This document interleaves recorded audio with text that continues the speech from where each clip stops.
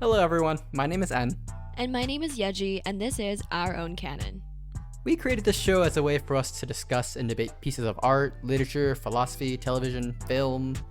Basically, anything and everything that has left an impression on us as Asian American college-age nerds with social anxiety and affinity for Vietnamese iced coffee. Nerds, which we absolutely are, so get prepared to get lost in the weeds. But don't worry, we'll offset with enough irony and sarcassery to keep things not boring for y'all. And of course, thank you for listening and supporting the show. We hope you love what we have prepared today.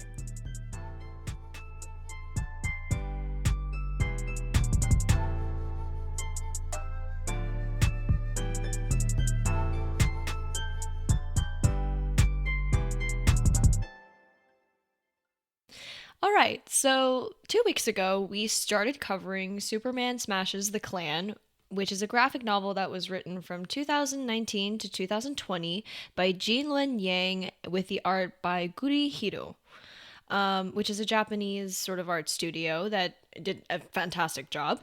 But Jean-Luen Yang wrote this comic book series as a recreation, sort of new creation based on a radio show that came out in the 1940s, which we sort of talk about extensively in the previous episode. So if you want to learn more about that, go check that one out.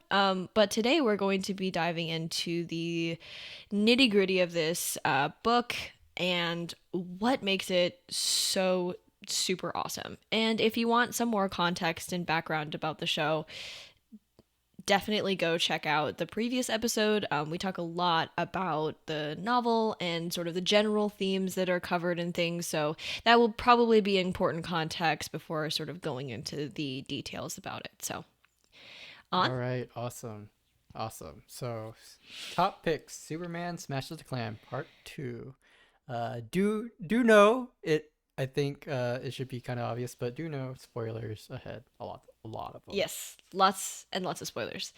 But just right off the bat, if you were skeptical about wanting to read this novel, read it. Read it right now. Go. Very good. Get it on Amazing. Kindle or go to your nearest Barnes & Noble and go get this freaking book right now because it's so freaking good. Okay. I have read a variety of comics and graphic novels in my life, and I think this one may not be like the most heart-pounding, amazing, like dramatic, action-packed, like fun one, but it's definitely, I think, probably like the one that sticks with me the most out of everything I've read. Oh yeah, absolutely. Definitely as someone who also like reads manga, it's still up there for me just because of the emotional factor of it. So the first thing that I kind of want to cover is this idea that Superman does not have all of his powers yet. Interestingly enough, this is one of the first panels of the comic book where we see Lois and Jimmy Olsen covering what Superman can and cannot do, which sets up this really interesting limit on Superman that we do not often see in his other stories. And we talk a little bit about how this affects the general theme of like immigration and assimilation, but as a book in and of itself, this limits on his power really lend itself well into the exploration of his identity and how that generally comes about later in the novel. But what were your initial reactions to seeing that Superman had limits on his powers? I was kind of surprised because like Superman traditionally, like not traditionally, but at the very beginning of Superman's runs, these were his powers. He like jumped and punched real hard, right? But I kind of thought we kind of got over that. 40, 60 years later or something like that. So it was really interesting to see it come back, and it kind of like really like started the story for me. Just kind of like wait, what are we talking about here? Like is this Superman? Yeah, like, yeah. This is not the Superman that like I was expecting to get. And immediately you kind of like are just like drawn in and just like what's going on, because it's one of those things where it's playing with your expectations about like what Superman is. Superman like has been the culture for so long. He's an icon. He does certain things, Mm-hmm.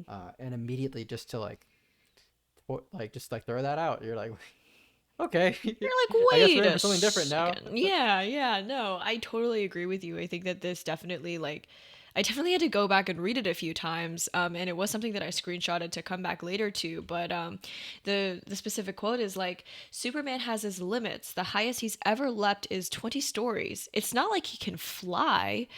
And I was like, this is not the Superman that I know. And I think that Yang really leans into this aspect for some really, really great character development that we see later in the other issues. And again, this also sets up some limits on Superman's powers, and I think that that is good because for the most part in in these issues, he's fighting other people. So there's also this problem of like Superman basically lives in a world of cardboard with his other powers. With his laser eyes, his Yeah. x-ray vision, and his cold breath, like he has no limits basically to what he can do to other human beings. And to see him have limits on his powers when he's fighting other people is sometimes reassuring because you're like, someone can probably deal with a pretty hard gut punch, but like maybe laser eyes is a little bit too far. Yeah. So again, like as it is sort of a kid's novel and everything, like I kind of appreciate it just on like a writing standpoint because it sort of makes Yang's job easier and it just makes for some really, really easy character development. It allows for like the tension to happen because like the Clan Man, like certain Superman villains are going to survive laser eyes. Clan men aren't. Yes, for sure. Can we go back a second though Yeah. before even that? So you're on the first page. I want to go back. I want to talk about the cover. Oh my god, okay. So have you ever seen Action Comics #1, the one where Superman debuts?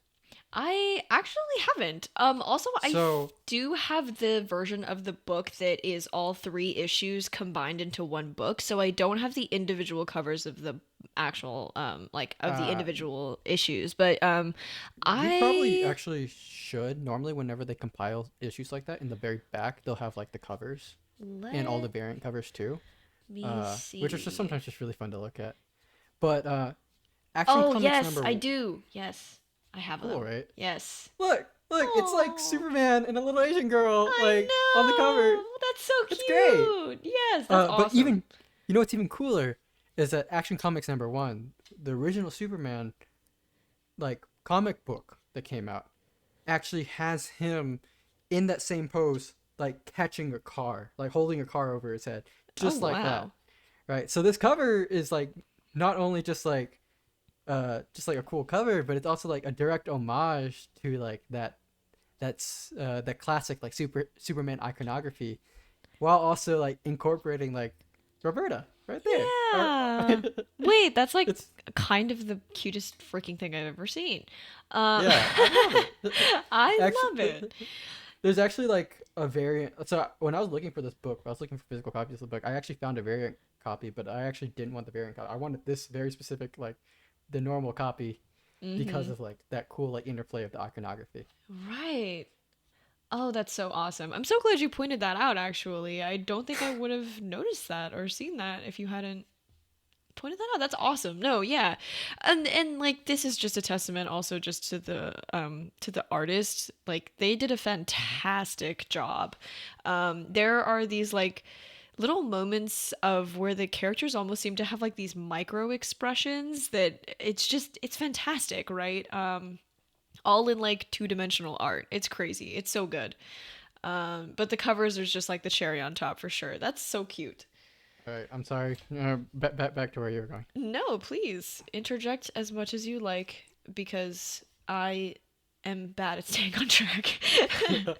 so, so the next thing that I want to sort of cover is the few pages that cover the Lees moving into Metropolis. And this is sort of where we see our first sort of character interactions with Roberta and Tommy. Roberta and Tommy are the two main protagonists of Superman Smashes the Klan. They're Asian American kids, probably about middle school aged, right? Tommy is a little bit older than his sister. And while they're driving into the city, we see Dr. Lee telling his wife to speak only in English. And we covered this a little bit in obviously our first episode with themes like, racism, assimilation, immigration. But how did this make you feel emotionally the first time you read it? It made me like, well, first of all, it was just like kind of just shocking because, Mm-hmm. like I said, when I originally bought this book, I was here for Superman punching Klan members and Nazis. Like I did not need it to be anything more than that. And then suddenly you're like with like this Asian American family, and then suddenly like they're like, this is like the second panel, right? Where Yeah, it's like a it's few straight up pages the in. second panel. Yeah. So it's like we literally meet Roberta, and then in the next panel, it's literally the Dr. Lee telling his wife to stop speaking in Chinese. Mm-hmm. And it really made me like, it just gave me like the immediate gut reaction of like, oh man, like that just sucks because like like growing up, I had like complicated relationships to like Vietnamese, my parents' language. But over time, I've grown to like really love it, and that and like acts and like their accents and things like that. It actually has grown on me a lot more, and like Mm-hmm. seeing like this guy like trying to like erase it, it's just kind of like the step backwards of where my life has gone. Like I spent so much of my life Mm. accepting this and like coming to terms with it and finding it beautiful. And here's this guy who's just like three steps backwards Yep. immediately. Yeah. First impression we get of this dude. Although I gotta say, like, the way that Yang works all of these things in very simple language that is easy to digest and things, right, is Mm-hmm. really nice, frankly. There are a lot of times where I personally feel like authors beat around the bush when it comes to this kind of representation, right? But Yeah. it's not necessarily that he's a bad person, right? In his mind, he's trying to help his family. He's trying to help them fit in and them sort of get used to their new life as he understands that it's going to be.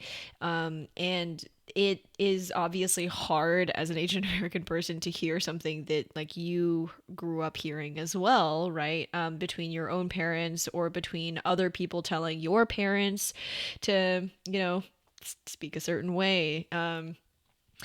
It's interesting too, though, because just in conjunction again with like our personal experiences, it's like when I was growing up and when I was learning how to speak English and everything, I did not think that my mom had an accent because to me she didn't. To me, my mom spoke perfect English, right? And she was an English Mm-hmm. teacher for most of her life, so she spoke both English and Korean fluently. Um, And then I remember the first time I was ever told by someone else that my mother had an Asian accent. And I didn't believe them. And I still don't. Like, whenever I hear my mother speaking English, like, it's so hard for me to comprehend that she speaks with an accent to other people. And it's interesting to me because at this point in time, too, like, it's hard for me to sort of differentiate between if I can't hear my mother's accent because that's the English that I grew up speaking and hearing, Mm-hmm. or if she actually just doesn't have an accent and those people were being racist, right? Like, Actually, I have like the same thing with my mom. Like my dad has like a pretty clear accent, but my mom, like, she sounds like, I genuinely don't think she has an accent. Um, she thinks she does though, but I just can't hear it. It just sounds like the way English is like I've always known it as. right. Yeah, no. So this was interesting to me just on, again, like a personal level, being able to see the things that are happening throughout the novel. Two people who look like me, have the same experience as me. And as an overarching theme in terms of a literary standpoint, right? Yang reaches out to his audience by making these small interactions very clear and on the page, right? He Mm-hmm. doesn't slot these interactions in between, a lot of other interactions. It's like Superman runs away from the crime scene once he's done beating up the Nazi in the first scene of the book, right? And then the next Did we forget to mention that scene, Superman punches a Nazi in oh like the first god. like We Two did. pages. We He mentioned it punches in we mentioned it in the last episode, but yes, he does punch a Nazi at the punches a first. Nazi. It's great. And The it's big not. swastika right there. Yeah, It's a it's not Superman. a pseudo Nazi. It's like a swastika Nazi. Like just it's right there. Yeah, it's awesome. It's great. I love this book. Anyways, and then the second scene is literally Roberta saying, "I think I'm going to be sick," right? And then it's her mother asking her if she's not feeling well. And the little label next to it says, "Ma came to America a few months before marrying Dad. She's still most comfortable speaking Cantonese." And then, literally right under that, it's Dr. Lee saying, "In English, dear." Like, Yang does not fit this interaction in between other interactions that their family has. This is the first time we see this family, and this is how they're introduced, right? By doing this, personally for me, I feel like he draws special attention to it, by making it obviously not mixed in with a bunch of other things, but also he makes his intentions very clear with the novel of like, this isn't going to be your run-of-the-mill comic book for children, right? Like, we're going to be tackling some deep shit in this, so like, gird your loins and let's go. And I appreciated that. I really did. Yes, you taught me gird your loins I today as a phrase. did. I did It teach was him literally gird your today I loins. found out that that was a phrase. Today, yes. You know what? Every day is a learning day, okay? Exactly. That's just how it Exactly. is in this I'm household. happy. I'm happy I learning new words. New phrases. um and again, this is not the last time we hear Dr. Lee saying "in English, dear." But I'll get into that in just a second. Before that, I want to cover when Dr. Lee's associates come to greet him at his new house, because this is the first time that we see a microaggression happen. Oh, God. All right. So basically, it is Dr. Jennings and Dr. Wilson, two characters that do come back again later in the novel. They're both Klan members. Spoiler alert. And Dr. Jennings presents a pie to Mrs. Lee. And this is what he says: "I brought you folks a pie." She says, "Thank you very much. A good smell." He says, "A good smell. Ha! What a thing to say. Don't mean to disappoint, but that good smell is apple, not dog." Woo! Every time I read that one, man. Yeah, just and again, this is another example of like where Yang is like, "Listen to me. We're gonna go really freaking deep into this, and I'm not holding back." But He's a real master of show don't tell. he really is, for Really sure. good at it. I did appreciate that a lot. But specifically with this scene as a whole, there's sort of this juxtaposition between like Dr. Wilson being like the nice white guy and Dr. Jennings being like the creepy, like racist white guy. And so how The walking microaggression. right, Like yes. Yes, with his haircut is so goofy, and I'm so glad he has a goofy haircut, because if you yeah. So this scene as a whole, again, with the dynamic between how these two are supposed to be like interpreted, how did you think this scene worked and didn't work in light of what we find out about these two men later in the book, that they're Klan members? I think it's really interesting. Major spoilers for the end, but like, uh, the our good old walking microaggression. Like, he's like very clearly being set up to be like the Klan guy, right? Because it's called Mm-hmm. Superman Smashes the Klan. You're gonna walk into it like looking for the Klan member, right? Right. And like this guy is like obviously like pretty racist. Mm-hmm. So you're immediately like, okay, I see it coming. This is our Klan guy, whatever. But then we get to the end and we find out like the actual like leader of the Klan is the other doctor, right? Mm-hmm. Dr. Wilson, yeah. And yeah, and it's like that inversion of like realizing that like like the thing about like this type of thing and like racism and things like that, like it's not always like the guy that you think it is, like I Mm-hmm. mean they're both clan members, but one of them's like worse than the other, even though one of them Right. is more overt about it, he's just bad at hiding it. Doesn't mean that he's like the most problematic one here. Yep. Yeah. Um, it's again, this is just something that Yang does by drawing attention to it while simultaneously sort of not fitting it in amongst a bunch of other stuff that's going on, right?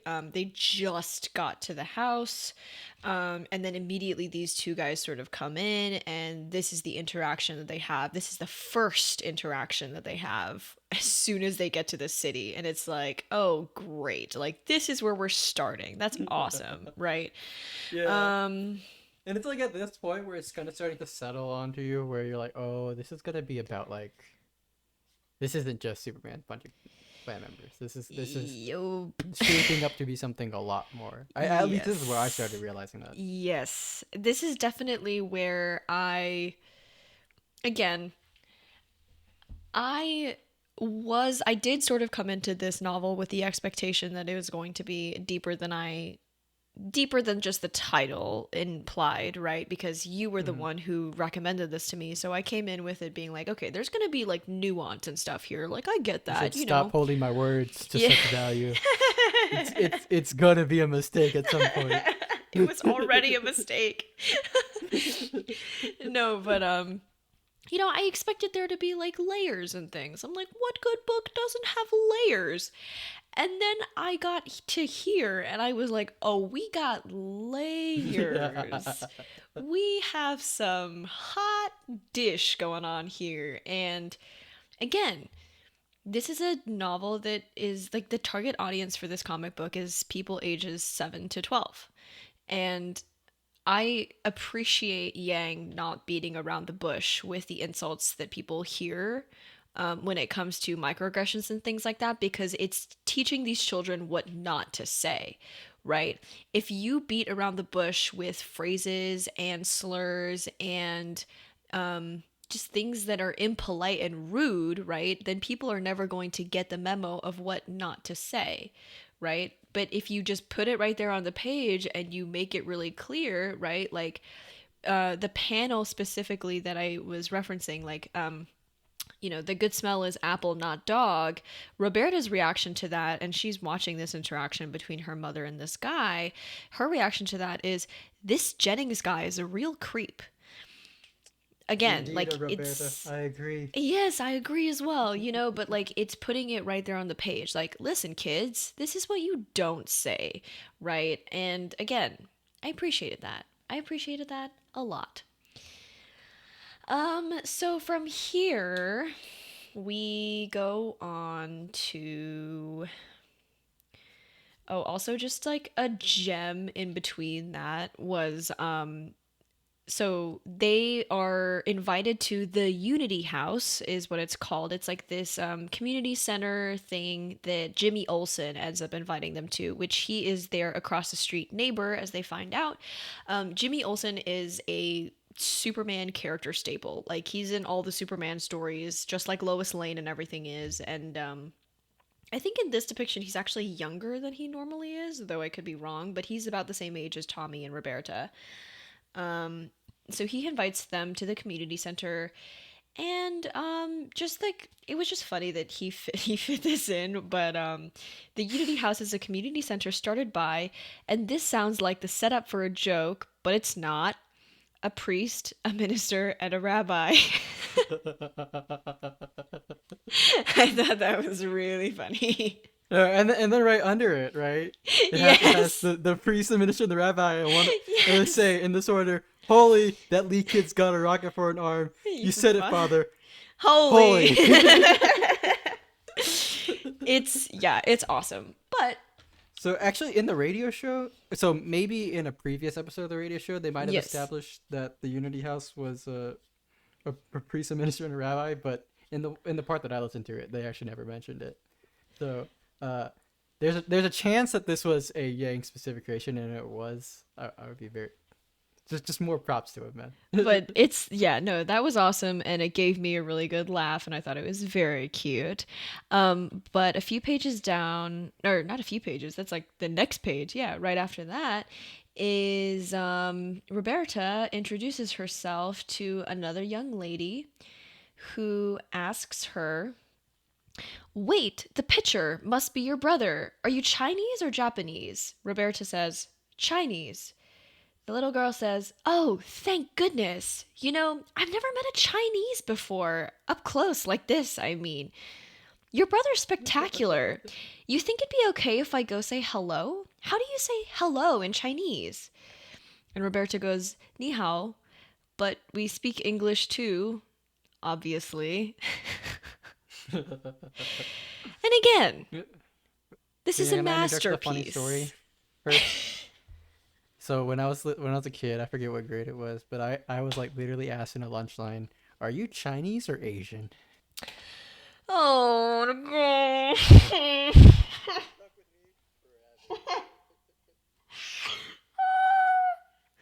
You should have been like, neither. You should be like, I'm white. No, so Actually, I do think I said something along the lines of just like something like insanely ridiculous. honestly, those That people might have been deserve it. it. Those people definitely deserve it. I have a kind of a similar story. This actually happened when I was in high school, though. There was a guy in my class that was, so our assignment was to like make an advertisement for like another country, right? And so he obviously got China, and not he obviously got China. He obviously got China because that's part of the story. Bleh. Um, he got China, and he was sitting at my table, and I remember he was like, "Hey, can you like read to me like what this says and like let me know like if it makes sense?" And I was like, "Yeah, sure. I'm not Chinese, right?" I look over and I go, "Oh, yeah, yeah, yeah, yeah, no, like this reads I don't fucking speak Chinese." And the guy was like, "Understood," and took his computer back. I was a savage I'm in high I'm school. glad I'm glad like some things never change because that is definitely something I can hear you saying now. It checks. It's It on brand. checks. It checks. It follows. It's very on brand, yes. But um, we see Roberta dealing with a microaggression, like the microaggressions that we dealt with when we were children. And honestly, she deals with it with more grace than I did, and more grace than you did.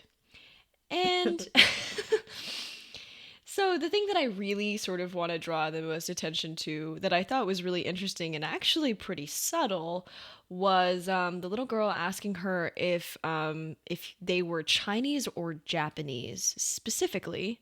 Um, and then when she says Chinese, she goes, "Oh, thank goodness." This is just war sentiment right here. And I thought that Yeah, was yeah. fascinating because at first, I was like, why? There's more Asians than Chinese and Japanese people. And then I realized I was looking at it too modernly. And when I realized that it was a war reference, my jaw dropped. I don't know if you realized, like, if you noticed that at all, but like, what was your reaction to that? I did notice that. I mean, like Yeah. now that you say it's so fucking obvious, but Yeah. it didn't cross my mind when I was reading it. Just kind of like, okay, racism. Right? No, there's so many like layers to it's like racist inception, like there's so many levels to how everything sort of pans out, and like, yeah, no, this was fascinating to me, and it's also the first time that we sort of see racism between two children. And again, with the target audience that Yang has for this graphic novel, it's very clear that he is trying to make a distinction between the racism that children experience and dish out upon one another and racism that adults deal out onto one another. And also racism that adults deal out onto children. But, that's a whole freaking can of worms.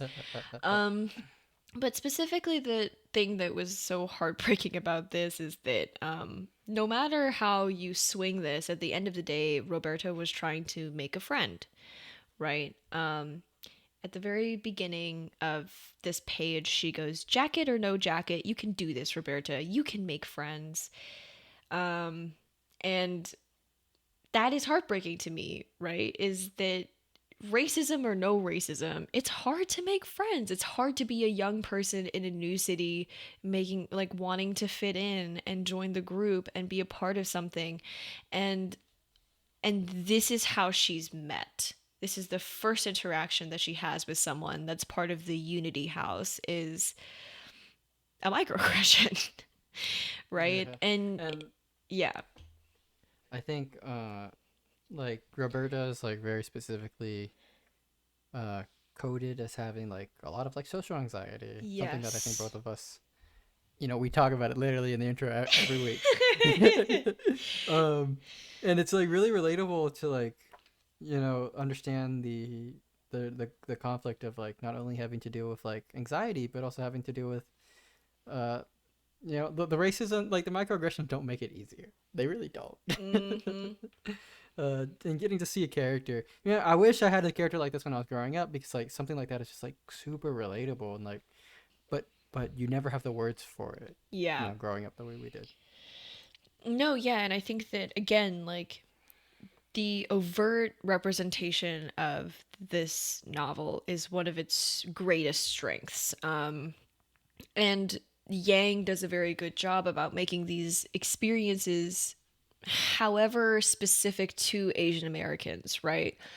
Which they are very specific to Asian Americans, right? He also does the time to make sure that these are experiences that other normal children can empathize with, right? So like obviously like the baseline is her just trying to make friends, just trying to fit in, right? That's something that all children, all people, all human beings can relate to. But then, he fits the microaggression in there and it's glorious. Oh gosh. Okay. Okay, Well. what after that? Okay. Well, we started off with a young girl who obviously did not understand really what she was saying, and then we get into Chuck Riggs, which is a major character for the rest of the series as well, challenging Tommy Lee, who is obviously becoming a very good pitcher and wanting to, he's being invited to be part of the Unity House, and he challenges him in baseball. And this is where we see the first use of racial slurs. It had to come from somewhere, and it came from here. So, Just be glad you didn't listen to the radio show. There was a lot more of it everywhere. oh, great. Everywhere. Okay, well, the I've never heard like, what was it, like yellow banana uttered so many times in such a short period. Yeah, okay. in a Sorry. short period Get to where you were going with this. I'm sorry. I love how you were like short period of time, and the radio show was like 3 hours long. It was a very concentrated part of the radio show. Oh, Right. Like, okay, chink gets used a lot throughout the whole radio show. Okay. But like the banana slur, like for a very specific small short section, it just kept happening. And I was like, wow. this is a Look at all I mean, I get these it. They're fruits. Klan members, so I guess it's like, you're right. Oh god. Yeah, that's hilarious. Oh my gosh. Okay, well, yeah, the racial slur used here is yellow banana, and nowadays I understand that banana is used sort of as a term to describe someone who's like Asian on the outside, white on the inside. My parents call me that. My parents call me that too. Are our parents using racial slurs on us, On? Oh no! Oh no!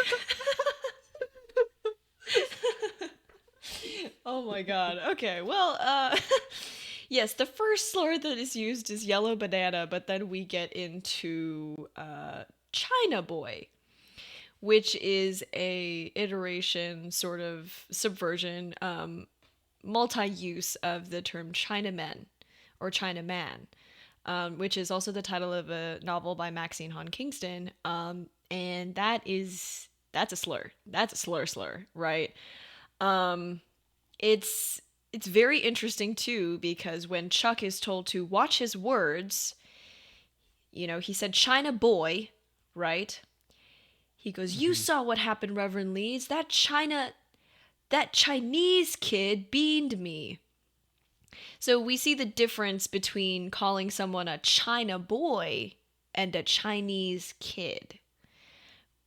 Again, Hmm. very subtle, but very, very well done. And I think that it's interesting to think about how some slurs evolve from just calling people like what they were normally called or like things that were completely mundane and then somehow turning them into something so obscenely negative and so obscenely derogatory that they evolve into a slur. Yeah, Um like China Boy, like for all intents and purposes, should just be descriptive, but it got wrapped up in such like a negative connotation that even just a normally descriptive term cannot just be normally descriptive. right. Yeah. Very very interesting. Very interesting. Um so another gem in between some of these panels is when, Chuck gets fired from the team, obviously, for being a jerk who says racial Wait, did you forget? slurs. Did you What? forget the part where Chuck said "Ching Chong"? Oh, there it is. Hang on. Oh, yeah. Oh, yeah. I, It's, I think what happens is you were purposely trying to repress that, and you just. yeah. I'm sorry. I'm It's sorry I brought that okay. up. No, it's totally, no, you're right. Yeah. So, yeah, so basically Chuck gets fired from the team and by Jimmy Olsen of all people. Again, Right, would right. die would It die was for it was Jimmy. three it was three racial slurs in a row, so it was three Yes. strikes and you're out, right? Yes. No, legitimately, right. And then he goes, "You kidding me, Olsen? We got the championship coming up. You're really gonna choose this Ching Chong over me?" And Tommy goes, "Call me that again. I dare you." And that's sort of when Roberta gets involved. But yeah, Ching Chong is the last racial slur that we sort of get seen used by Chuck, and it's a racial slur that comes up a lot more later. Specifically, it's used also by adults for the most part, which is very interesting. You had to learn it from somewhere. Yeah, exactly. And we know exactly who he learns it from a few pages later. Again, this is where my gem is, where he tells his uncle that he got fired from the team, and he goes, "What? Let me guess. This kid's name is Kowalski or O'Malley or something Steen. Anti You Semitism! go straight for it, man. Check it Straight off for your it. bingo card." Oh, God. It's actually really amazing, like the characterization this dude gets in like a page. Yeah, and it's so good. It's so good. It's just completely clear.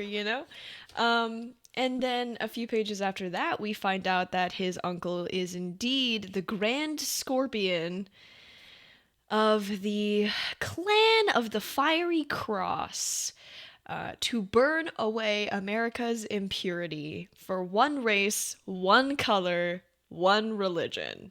They do it. They do it. They do it! They freaking did it! um, and I find something. the radio show really interesting because they actually use that slogan a lot in the radio show, and every time they use it, like it's like very closely followed up by someone just being like, "What the fuck are you talking about?" That's like they like us. almost every time that slogan gets used, it's almost immediately called out. It's great. I love that. Which, speaking of calling out, what's interesting is that when the uncle sort of reveals to Chuck that he is the Grand Scorpion of the clan, he goes, "But uncle, I mean, Grand Scorpion, why are we here? I read about this at school. Isn't this a group of hateful bigots?" And the way that Chuck just says hateful bigots out loud makes me so happy because nowadays I'm hearing that there is a argument that bigot is a racial slur towards white people. I hate Is everything about that it? because it's not a racial slur towards white people, but people are trying to make it seem that way. And yeah, they're styling it like the B word, this thing that like cannot be uttered or spoken, but I don't think anyone ever calls exclusively white people bigots, yeah, right? but It's a slur against racists. I'll like concede that much. Sure. sure, insofar as we're just describing exactly what they are in terms of, being a slur. Okay. But I really appreciate that Chuck mentions that he learned about this group in school and that he was learning about it as they are a group of hateful bigots. I think that this was an interesting callback to the radio show specifically, as it was characterized that like the Klan is not a good thing, right? No matter how like we perceive how racist we perceive the 1940s to be, it was the general consensus of most people that the KKK was not good, which is awesome. Which is awesome. I Awesome. appreciated them that just pointing that out.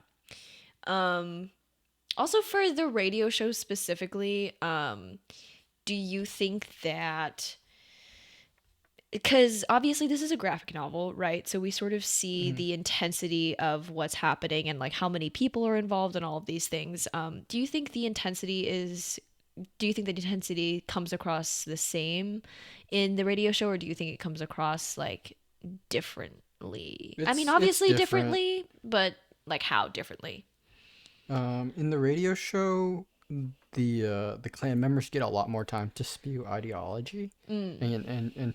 and to debate ideology, right? So the Klan, the violence of the Klan doesn't immediately come off as like as violent as much as just like really hateful. Mm-hmm. A little later we get to them like tarring and feathering. They actually try to do that a lot more in the radio show than they do in this book. Um, Yes.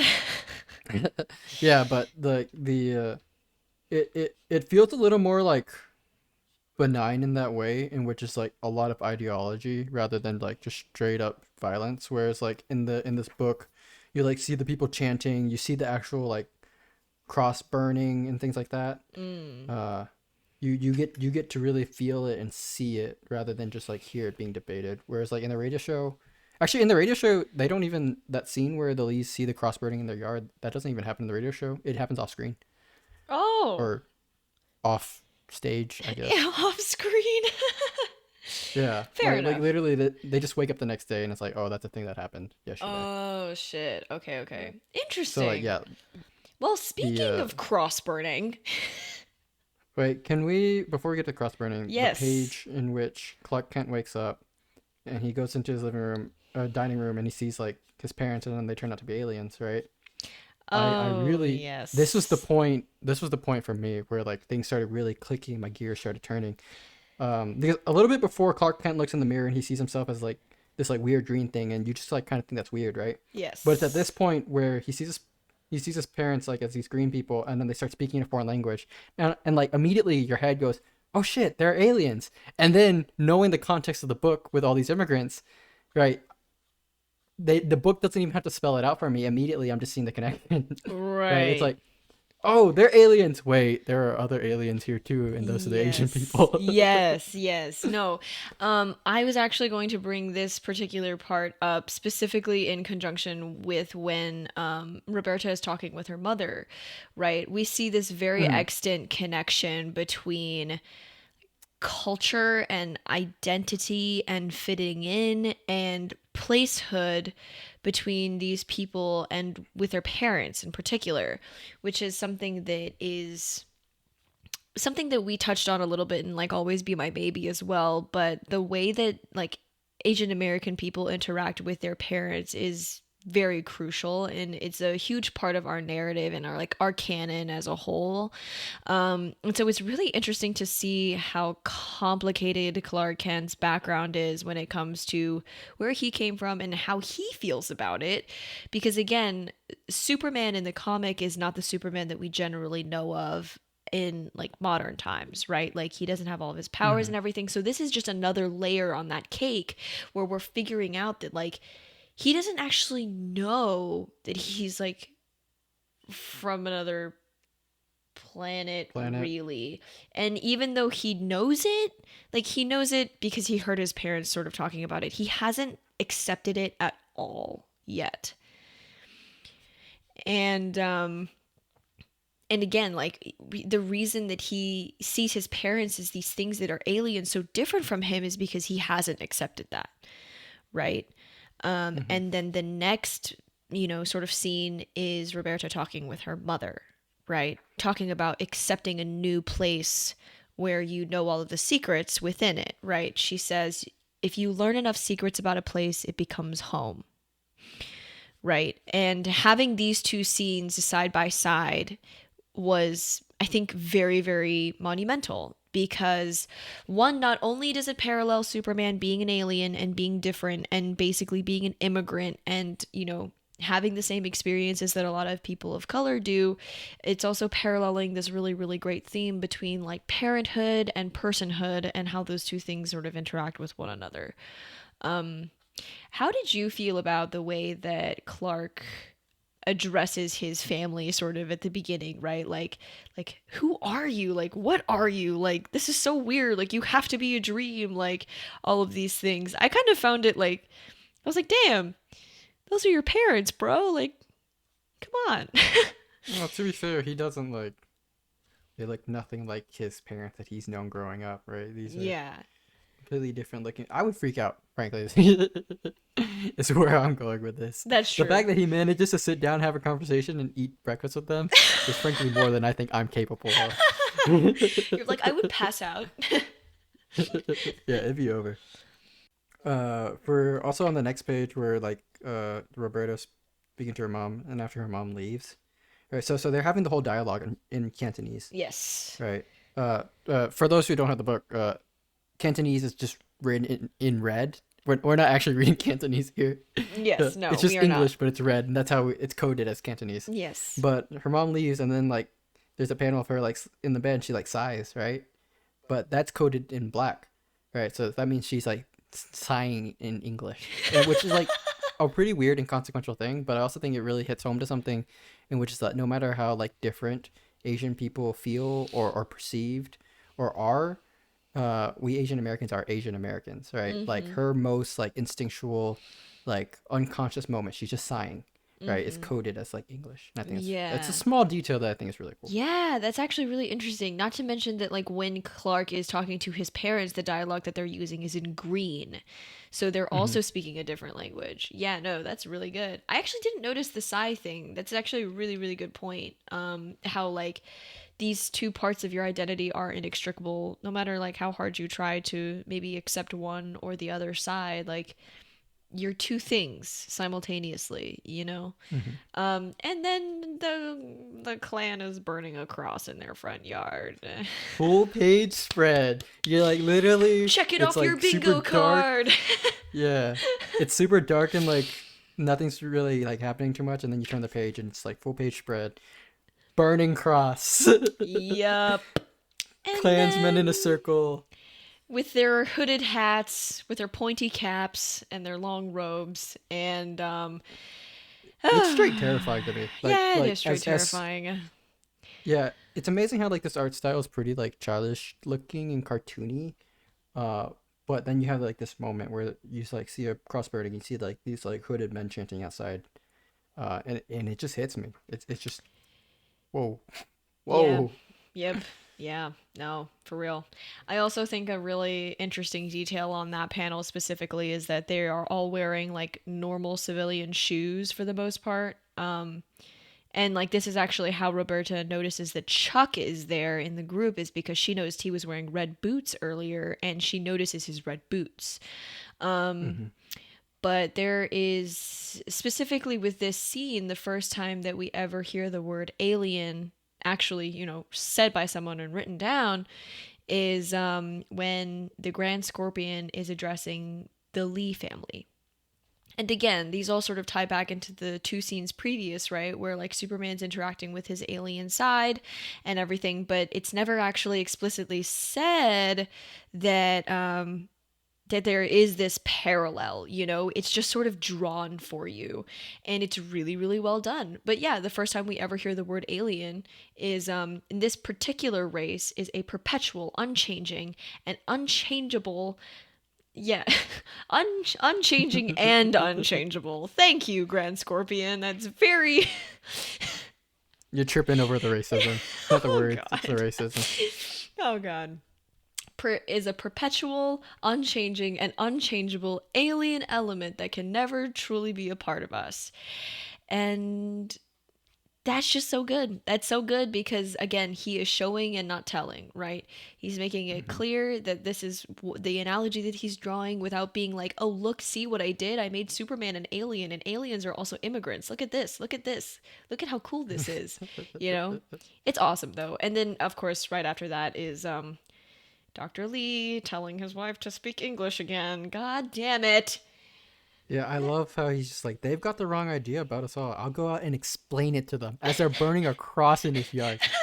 He actually thinks that there is somehow that like this that he can convince these races that this that he's one of the good ones and that this shouldn't be happening. There's like no logic behind it. It's like he keeps trying to make it seem like it's logical, and it's like, no, guy, I'm so sorry. But this is not logical. Yeah, his wife's got the right idea. The hell with your English. Are you out of your mind? Or- Call the police. Call the police. Yeah. In English, dear. The hell with your English. Yeah. Girl bossing it out here, dude. Oh my gosh. Yeah. Just trying No. to fucking survive. I know, literally. Oh god. But yeah, so this happens, and you know, eventually it gets to the point where there are these gentlemen driving through, and they notice what's happening, and they stop to help. These three gentlemen turn out to be black, and it is a not good reaction that Dr. Lee has. His reaction is not good. He goes, "You, nobody asked you to come here. We don't want any more trouble. Get out of here." Which Roberta says, "Dad, they're trying to help." Yes, they are. But again, this is sort of where Yang, you know, puts his foot down, and he says, "Look, I'm not going to mince words here. This is the story that I came to tell. This is what we're doing, and this is how I'm going to approach it, right?" And it's really, really good because Yeah. this is something that I grew up seeing. This is something that, I'm going to be honest with you, I still see. I still see Me too. a Me lot, too. a lot with people who are even my peers, right?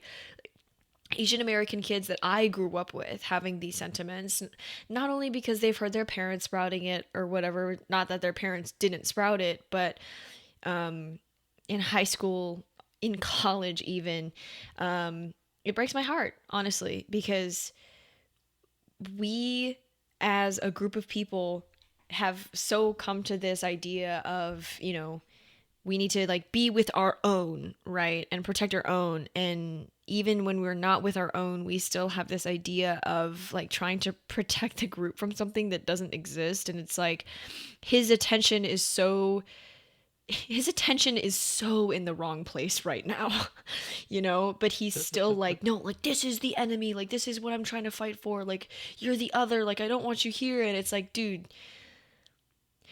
there are white people that just burned a cross on your like lawn, like they're the problem, not these people. And we definitely talk more about this in the previous episode, but I don't know, Yeah. what was your reaction to this, and like what are your personal experiences with seeing like Asian and Asian American people be racist towards black people? I love the way like it's just depicted in this page where these like black people are like clearly trying to help. They clearly have experience with this. They can help. They have probably dealt with this before, right? Mm. Um, and it's just kind of like at this moment, I think Yang is trying to make the argument to like some Asian people, where he's like, you know, here's the thing that like there we actually are like in this together with our black brothers and sisters, you know, Mm-hmm. like they actually have an understanding of this problem, uh, and honestly like have dealt with it in harder ways than we have, right? And that Mm-hmm. not only should like we accept their help in this situation, but also I think like as the implicit opposite of that is that we should also stand with them, right? Um, we have a lot more in common with them than I think some of the people in our community like realize. Mm. Right, we're actually in this together. Mm-hmm. Yeah, it was definitely heartbreaking for me to see this because it was like, that meme where it's like, oh God, I see myself in this picture, delete it now. But it's like I see my life, like I see my life in this picture. I see people I know, people I've interacted with, people that I'm family with, right?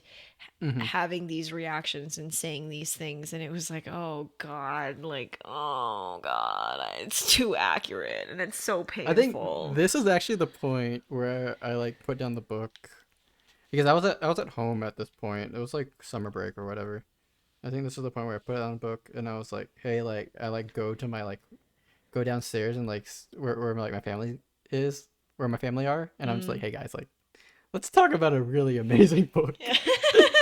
This is the moment for me that really just like I was like, oh shit, this is like we are in for a like we are in for a I don't want to say good time because it's a pretty like complexly emotional thing, Mm-hmm. but we are in for a very good piece of writing. Oh, yeah, absolutely, for sure. And again, just a testament to Yang and the way that he chose to tell this story and add his own elements to it. And again, like, Not in the radio show. This is all Yang. yes, this is all Yang, right? And again, like, the thing that's so, like, ridiculously painful about this and portrayal in general is that, like, every group of people has good and bad, you know? Hmm. Just because the Lees were a victim of a white supremacist crime, right? Just because they had like this obscenely overt right showing of racism in their own front yard, right? They still have their own prejudices. They still have things that they have to grapple with. They still have things that they judge, that they talk about, that they feel. And regardless of how much hate is directed at them, there will always be this idea of like, okay, well, hate's being directed at me. Where can I direct my hate? Right. And it's this constant cycle of when you're not able to punch up, you punch down. Or when you are able to punch down, like where do you have room to be able to do that? And it's painful. It sucks. Like when I read this part, I physically like cringed. Because I was like, oh God, this is like too accurate for me to be to be comfortable with, right? I really But appreciate that while Yang is trying to skewer racism towards Asians, he's also not going to shy away from the racism that Asians put towards other people. exactly, Right. exactly.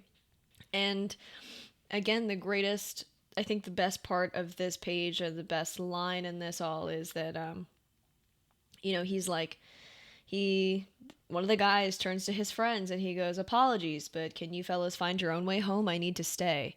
And one of them goes, you heard that Chinese guy, Bill? They don't want us around, not even when their house is on fire. And the gentleman goes, they got a burning cross on their lawn, don't they? For tonight at least, they are us, even if they don't want to admit it. And one Love that man. final time, again, this book is so good. It's so good. It's like, first of all, Inspector William Henderson is a fucking badass. He is a He is. motherfucking G. He's so cool. He's one of my favorite characters in the book. Um, but again, like, it's just it like the it he gets the coolest line in the book. I'm just it's so good. For those who And don't know, I don't have the book, not following, like the last like I don't know 15 minutes about what we were talking about yeah. was a page. Uh, It was just a page. yeah. Yeah. It was just It's just one page. That's okay though. Um, so I'm actually going to do a bit of a bigger jump here. Okay, There cool. is a part where, Superman and Lois, they sort of come down to like investigate the crime and look it over and whatnot. And then Superman has like a thing that happens, and I'm just going to skip over all of that. And I'm going to come to Roberta and Tommy having interactions at the Unity House again, where we see Tommy sort of explaining what happened to their home at the Unity House to other kids his age, right? So yeah, so they're like, oh, like it's just terrible, Tommy. Did they hurt you? And he goes, nah, they just shook us up a little bit. Actually, when we first saw them through the window, my mom thought they were ghosts. And I said, come on, Mom. Metropolis doesn't celebrate Halloween that early. Then they lit that fire. But believe me, these wontons don't fry up that easily.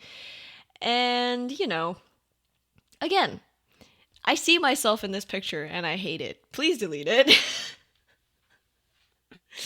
From my perspective of where I am now in my life, I very much did have Roberta's reaction. No uh, words. She just looks upset. yeah.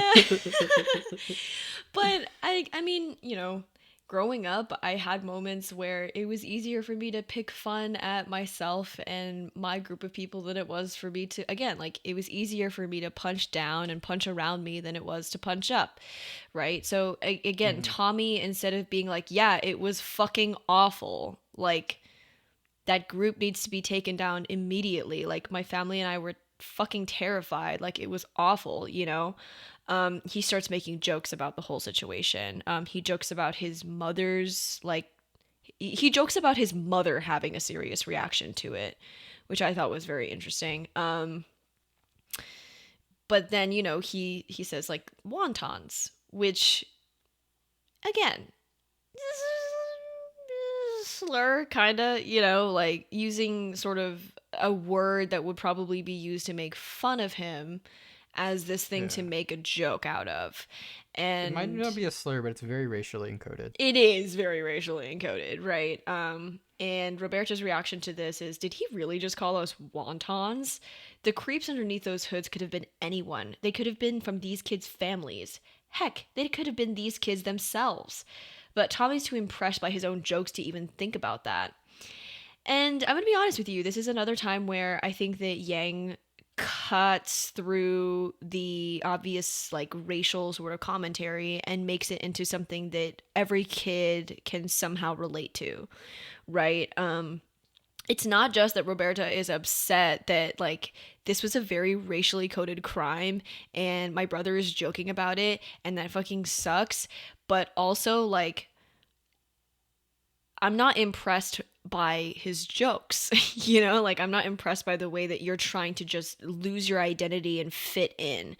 And that can apply to anyone, right? It's not only right like it's not only people of color who do that, right? People every single day lose themselves to try and fit into groups. So, I thought that was interesting, but what did you think about this scene?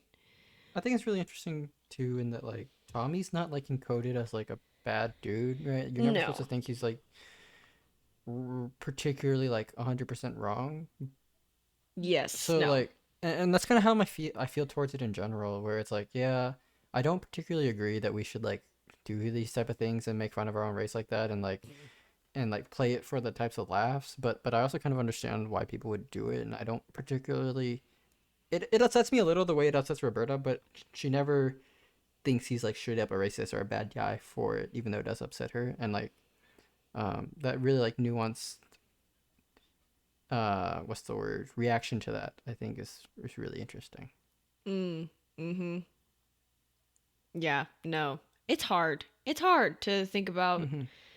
like how it's hard to think about personally too because like I do remember at a certain point when I was like in middle school, I was like I'm never going to really fit in. So like what does it matter if I make jokes about my culture and my heritage because everyone else around me is making jokes about my culture and my heritage. So if this is the one way I can fit in, like why not, right? What's the Yeah. harm in it? And I did too, Yeah. frankly. And like, And it takes a while to grow up out of that. I mean, to be fair, like sometimes it is kind of funny. Like sometimes it is, but there's a time and a place for it, right? There's always yeah, a time and a place for it. And I think for Roberta, it was not the time or the place to be making jokes about the hate crime that happened to them. And generally I would agree with her, right? yeah. It's a hard And situation for both of them, but you know. and I think like something about like that, looking back about the times when I would like do things like that, it's really just like it's really sad that I did do things like that Oh because yeah. like those things, I think in the long term, like I even though they were jokes, like they get internalized, Mhm. right? You make so many jokes about how unathletic Asian people are to a point in which like you genuinely just like don't even bother with athletic things because that's not what you're supposed to do as Asians, right? Or you make so many jokes about how Asians are like good at math and stuff like that that becomes the only thing you're good at. Mhm. Uh, right? And it's like really unfortunate that that was like kind of the only method we had for like fitting in because like down the lines, like those are things that like the jokes themselves I do regret, but I think what I regret even more is like putting myself in a mindset about this is what I'm supposed to be because I'm Asian, right? Like growing Yes. like it wasn't until college that I realized that I can do arts and stuff like that. Like Mhm. I legitimately could not fathom myself doing anything other than like hard sciences, specifically like math, Mhm. right? For Mhm. so much of my life. And like that genuinely was not something that like it was something I was good at, but it's not something that makes me happy, Yeah. right? And it was very and like I looking at me now from where I am now, where I like art a lot more. I'm much more like involved in like arts and humanities. I wish that was something that I had more of when I was a kid. Like, Mm. um, and the crazy thing is that like the sad thing is that like that was like never an option when I was a kid. Like there was nothing I could have done differently to realize Mm. that that was who I was as a kid because of Mhm. like all of like the racism and like the jokes and like trying to fit in, right? Like Mhm. it's sad in the way that nothing could have changed that. There's some Mm. things you look back in your life and you're like, I could have made a different decision, Yeah. right? But this is one of those things where it's like, what were you supposed to do? You're a little kid trying to fit in, Yeah. right? Yeah. No, it's really hard. Like, and it again, like you see yourself in these kids. You know, you understand Roberta's reaction, but then you look at Tommy and you're like, oh God, that was me. You know, and it's so good and it's so hard and it makes you grapple with yourself. And again, like I don't think while I would argue that Yang, takes that scene and he does sort of like undercut it with that last line that Roberta says of like, um, making it more about like time and place and like, oh God, like your jokes are just so bad and, making it more universal. Like this is very much an experience that like I feel like only second gen Asian American kids would really truly like find themselves relating to. Um, Hmm. I mean, obviously, like any people of color can make jokes about themselves and things like that, but Asian American people are in this very interesting sort of place in modern media where like our entire characters are usually played as jokes, and the Yeah, jokes that they're played as are always the same, right? right. So particularly for us in portrayal and for representation, we are very uniquely aware of these tropes and these jokes and the effects that they have. And so having a scene in this novel where Yang specifically addresses that and says, look, I understand that this sucks, but this was also probably you, you know, is was he came right for my neck. He just attacked me like right in the jugular. He was like, you Right you from want to the know? jugular. Yeah. He's like, you want to know something? I'm going to choose violence, and then punch me in the throat. Like I was like, okay, that's cool. And I said, yes, I deserve that. Yeah. You're like, Straight okay, up. that follows. You That's are right. okay. You can do that again if you want. Oh, he does. Don't worry. Um So again, skipping over a few things here now. Tommy gets abducted by the Klan, and specifically for the intent of getting tarred and feathered, which is just great. It's pretty bad. Yeah, I pretty. think in the radio show, that's like one of like the really I think good parts about the radio show, in which is like, of course they're like talking about how all this clan ideology is like bad and whatnot, but there's also the point in which like the clan in the radio show tries to like kill a lot of kids, like multiple Mm. times. They try to kill Tommy, they try to kill Jimmy, right? And it's just like, and the radio show is basically just screaming in your face, like, do you want to be associated with child murders? Yeah, I love that kind of. It is, I'm obsessed with it. yeah, it is super like like they really use the whole like clansmen try to kill children thing very explicitly in the radio show. Oh This god. book does it too, but I think it backs off a little bit. Yeah, but also that's kind of awesome and I appreciate that. But so the part where they reveal that they're going to pour hot sticky tar on them, which the sort of ensuing incident is that like Tommy gets abducted and then Roberta goes out to seek Jimmy Olsen to like help her find him, and in that event Clark sort of overhears that she needs help and like he turns into Superman to go find him. And I just wanted to draw a little bit of attention to the way that the tarring and feathering is described in this book, because I think that like again, as a book that's geared towards younger audiences, it fully encaptures the sheer awfulness of this, right? In plain language for even children to digest. Like there's no curse words or anything, right? But it's also like this is what they did to people. And you need to understand that and you need to realize that.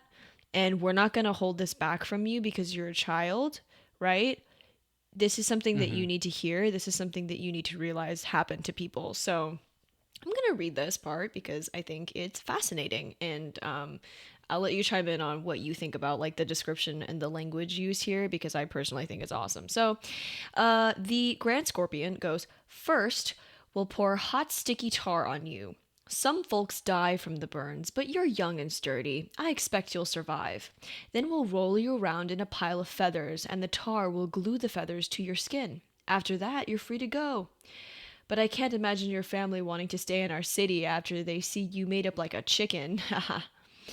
Before we get started, though, I want you to know that we don't hate your kind. Don't you believe the papers? There's not an ounce of hate in our hearts. It's just, I've seen photos of Chinatown, crowded, run down, drug addicts on every corner. My God, the filth. You people have every right to live how you want in your own country, but I will not permit you to bring your filth into my country. Understand? And Tommy goes, it's not like that, and then manages to escape the car, which, thank God. But wow, Yes. I read this and I was like, that's kind of heavy for children, but also good. Yeah. We shouldn't shield them from these truths, right? Yeah. That's my opinion, though. I just, for me, there is a very strong conviction in my heart of, I remember getting told that I couldn't understand these things because I was a child. I couldn't understand certain concepts and I had to have things dumbed down for me and simplified because I was a child. And for me personally, there is a heavy resentment with that because I feel like I would have understood how to handle certain things better had I been given a more comprehensive understanding and explanation of certain phenomenon. Like I didn't really understand what sexism was until I was about 13, and by then it's too late, Yeah. So I don't know, how do you feel about it? I th- Two things. I think one of them is just like how like one of the clansmen like laughs, right? He's like, "You're Yeah. gonna see you as a chicken," and he's like laughs, and it's like it's kind of crazy, uh, how like okay some people can be about like such violent racism, and like Mm-hmm. this isn't just like a thing in the book. Like in real life, there are people who like the clan existed in real life, right? There had to be people casually okay enough with like Mm-hmm. actually harming children Mm-hmm. to do things like cross burnings and lynchings and tar and feathering people, sometimes actual Mm-hmm. kids, Mm-hmm. right? Yeah, Also the description, they aren't cartoon yeah, villains. Like this shit fucking no, happened. shit's real. And I think, and also like the description of tarring and feathering is just like horrifying when you really like have it just laid out there for you, right? In like Yep. plain words. It's just horrifying. Also, a note about like the whole like filth thing. right? And it's Yep. like that like upsets me so much. Not just with like Asian Americans, but like other ethnic minorities who like people think that like their cities are like filthy and like yeah, to a degree it does it's a lot like messier, right? And not always like kept as well as like suburbia, right? But like there's like genuine historical socioeconomic reasons for this, right? Like Mm-hmm. minorities are like historically like sectioned off away from like literally economic policies has placed minorities in like small tight areas around things like factories and like high foot traffic areas. Like it's inherently just going to be like like filthier than Mm-hmm. like your suburbia where like everything's more upkept and like you have like strong HOAs who go around trying to keep everything pristine, Oh yeah. right? Oh yeah. um Also, that's rich coming from the people who wear their shoes indoors. Like, go fuck yourself. God damn it. Like, I don't understand this. I don't understand where the trope of like specifically Asian people being like dirty comes from. Because I'm like, for one, what? Like, I, as an Asian person, probably bathe more, take showers more often than literally anybody else I know. I'm a clean freak. And I got this from my mother, who told me that her family also instilled these like values of cleanliness onto her. Like, this isn't just like something that just is in my family either. Like, if you go to an Asian house, shit is fucking impeccable most of the time, right? Like, we don't wear our shoes indoors. We keep our floors very clean. We don't wear our indoor clothing inside or our outdoor clothing inside because it's like cross contamination of like the spaces, right? So like when you come home, you take off your outside clothing and you put on your inside clothing so that you don't like bring the outside into your space with you, right? it's also Um comfy. it's also comfy, right? But like I I just don't understand this and like they try to make it just I don't know. This is one stereotype that I will just never be able to wrap my fucking head around. I don't know. Like I'm gonna disagree because like I do think that like compared to like suburbia, at least in like Houston, right? You go into so there's like multiple parts of Houston, right? You go into like downtown Houston or like Bel Air, or it's where like Little Saigon is and stuff like that. Yeah, I would argue like I would totally just admit like yeah, it's admittedly like dirtier than like suburbia is, but Mm. like I think like there are first of all the amount of pristine perfection that suburbia is actually just insane to me. Yes, Like it and actually it's makes no sense, unrealistic, yeah. it is so like um destructive on like individual expression and things like that. Like if Yep. everyone's house needs to look the same and everyone's lawn needs to look the same, like it's actually kind of just like sad to me. Right, and I think that's one of the reasons why like these places may seem a little filthier is because like they just don't regulate it so hard to where everything needs to look uniform and perfect. Yep. Because like that's like not a legitimate concern to have, frankly. But Yeah. also like the other part of it is like there are genuine like socioeconomic historical reasons, right? Mhm. Why like these places are not only like smaller, tighter, more compact areas, usually around like industrial zones or like high foot traffic areas like shopping centers Mhm. and whatnot, but they're also places that are historically like socioeconomically disadvantaged. These are legitimately places where like socioeconomic statuses are lower, right? Mhm. A lot of these places like are places where actual poverty is like exist everywhere, Mhm. right? Of course things are going to look worse because like people have way more pressing concerns than trying to make everything look pretty, Yeah. right? If you're trying to survive, who cares what your lawn looks like, right? Exactly. Like Yeah. like people who say that like minorities live in like dirty places, I think misunderstand that they live in places that are dirtier because they've been put in situations in which that like it can they've been put in these situations, right? Mhm. And it's Yeah. like totally unfair to judge them on that Mhm. because they did not like ask for this. And honestly the type of pristine like cleanliness that suburbia is ridiculous anyways. Yes. So there's obviously like the binary there, right? Between like it's either going to be like perfectly pristine or like super dirty and like there's apparently no gray area even though that's not true, right? Like there's a huge gray area between suburbia and a place like Chinatown for one, right? But not to mention, like, the way that he phrases this is so funny to me. There's a few points I want to make here. First of all, he starts with, "I've seen photos of Chinatown." So you haven't actually been there. All right, there's one. You people have every right to live how you want in your own country. So you've seen photos of Chinatown, and you're judging from the photos that you've seen of Chinatown, you're judging China as a whole. All right, that's great. But I will not permit you to bring your filth into my country. Chinatown is in Metropolis. Yes, literally. Chinatown They literally point that out earlier. Yeah. Chinatown is in it's in Metropolis. Like, dude, you're like way too late to one start dealing with this problem, but two, like the way that you were trying to approach this is like not even remotely you're not even going to solve the problem. Like, they've been there.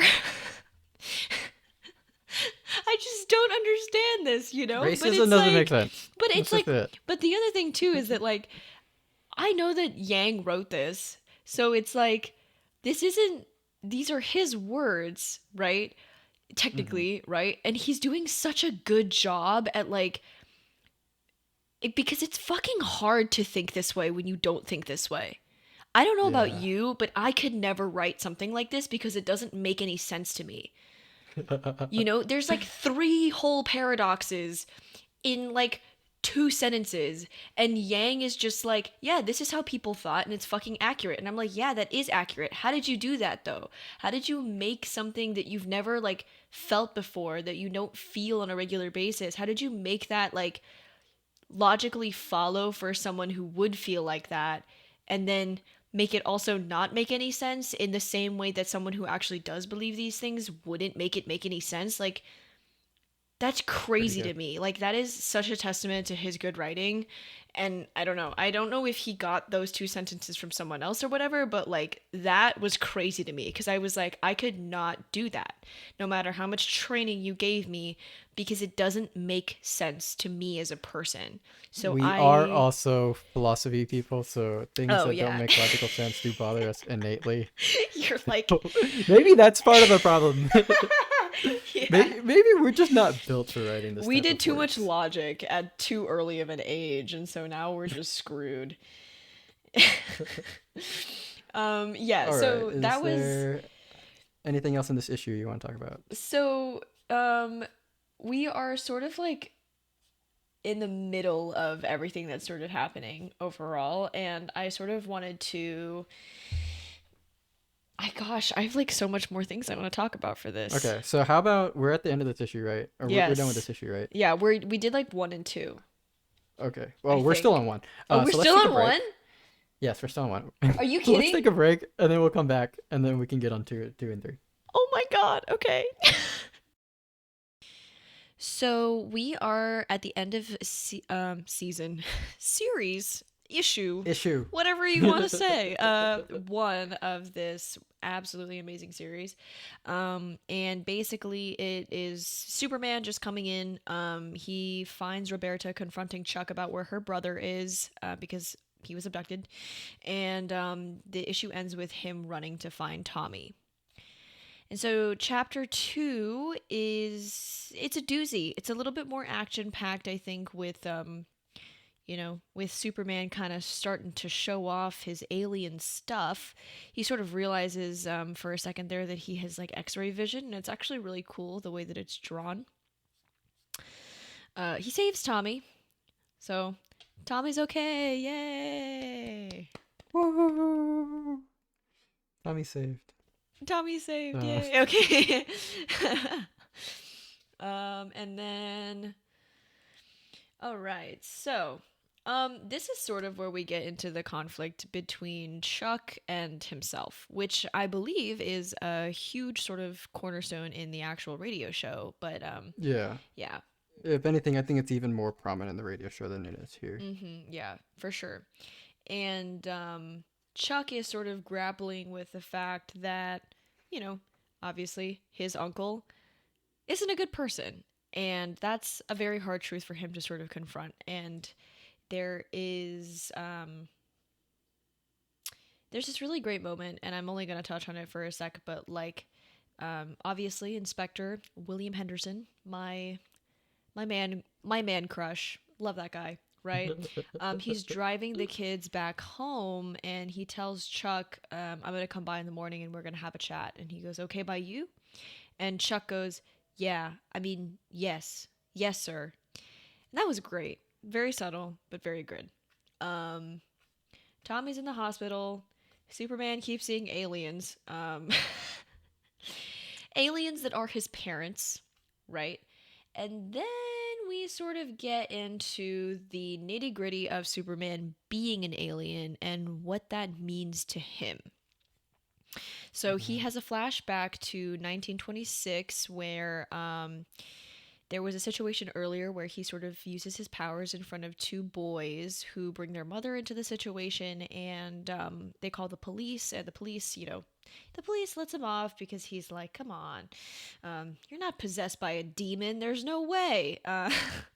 Which is how they rationalize his powers, by the way, is that the Kent boy is possessed by a demon.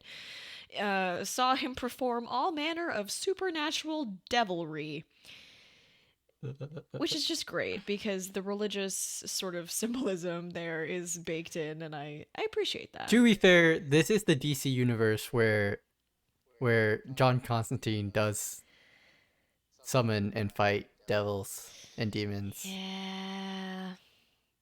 Uh, Yeah. so fair. In the real world, this is ridiculous, but in Yes. the DC universe, um I can kind of understand. yes. And so when so Clark sort of catches his parents talking about him being different, right? And this is the first time where Superman is referred to as an alien specifically, and it's by his father. He doesn't get referred to by an alien, but like it's implied that that's what his wife is sort of suggesting, right? So, but this is his mother. But those awful people put in his head that he might be demon possessed. We have to show him that he's not. That he's and then the dad's like, "What, Martha? Say it. An alien?" And she goes, "I would never use that word for our Clark." That's a little bit of a yikesy, but I don't know. How do you feel about that? Do you think that's racist, or do you think that's like her, having a motherly reaction? uh, that one's hard to say. I don't think she's. I think when she's talking about aliens in this sense, she's talking about extraterrestrial life. Do you think so? Frankly, I think so because I mean, their whole conversation is literally about extraterrestrial life, so I don't really see it as like coded for like uh foreigner or anything. I legit think she's talking about like actual aliens. Okay, interesting. Because I did interpret that a little bit differently, at least in the context of like the time that we're talking about. We were discussing a little bit before how like the word alien didn't mean the same thing as it did, back then. So this also might just be Yang like showing his author's hand and using a term like interchangeably, even with its like modern interpretation of it. So it's not a hard Yeah, and fast like interpretation, but I did think it was interesting that she reacts that way. I think you're right in that like alien was used differently back then, and it's really a question about what headspace Yang was in. Was he writing from the headspace of like the 1920s, Mm-hmm. 30s, or was he writing from the headspace of like now? And it's probably one of those things you'd never know unless you're asking him. uh, yeah, especially since this didn't appear, like nothing about Superman's origins appeared in the radio show, so this is very much something that you would have to get into Yang's head about, and I can really see it being both ways. Like I didn't really think about it the way you're mentioning it, but I can feasibly see that as like a genuine possibility. Yeah, I don't know. I think it something like that is really up to interpretation at the end of the day. But I did think it was interesting, and I did make a little note about it. But this is where Clark throws the alien box that he had into the lake, and this is interesting because it comes back later. But I'm not going to talk about it right now. But basically, there was a box that he was like the spaceship that he came in had a box with like a recording in it as well, and he throws that into the lake after he hears his parents talking about him being an alien. So Poor um, kid. That's a lot for a kid to like. yeah, that's a lot for him to shoulder for sure. Um, so next we have this page where, again, this is only one page, but there's so much to unpack here. Um, so the Daily Planet, particularly, what's his name? Clark Kent's boss, Mr. Perry, I think. Yeah, that's his Very name. white. Yeah, Perry White. He puts a $1,000 reward for the Clan of the Fiery Cross in the newspaper, and Chuck is talking to his mom, and she goes, "With $1,000, we could get out of your uncle's hair and rent our own place. Chuck, tell me, what do you know about the Clan of the Fiery Cross?" And Chuck gets nervous, right? Because obviously he does know something about it. And she goes, "Ha ha, I'm just joshing you, sweetie." And then she goes, "That's not funny, Mom." And then she goes, "But the look on your face sure was." I gotta appreciate some of this 1940s, like, very mainstream, like, nuclear family dialogue. It's even better in the radio show.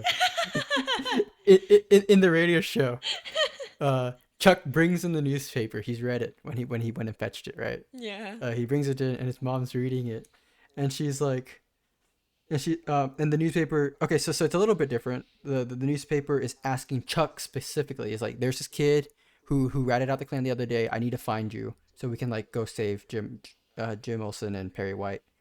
Right.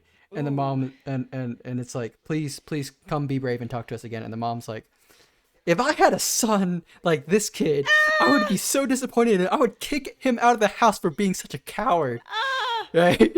this whole time, No!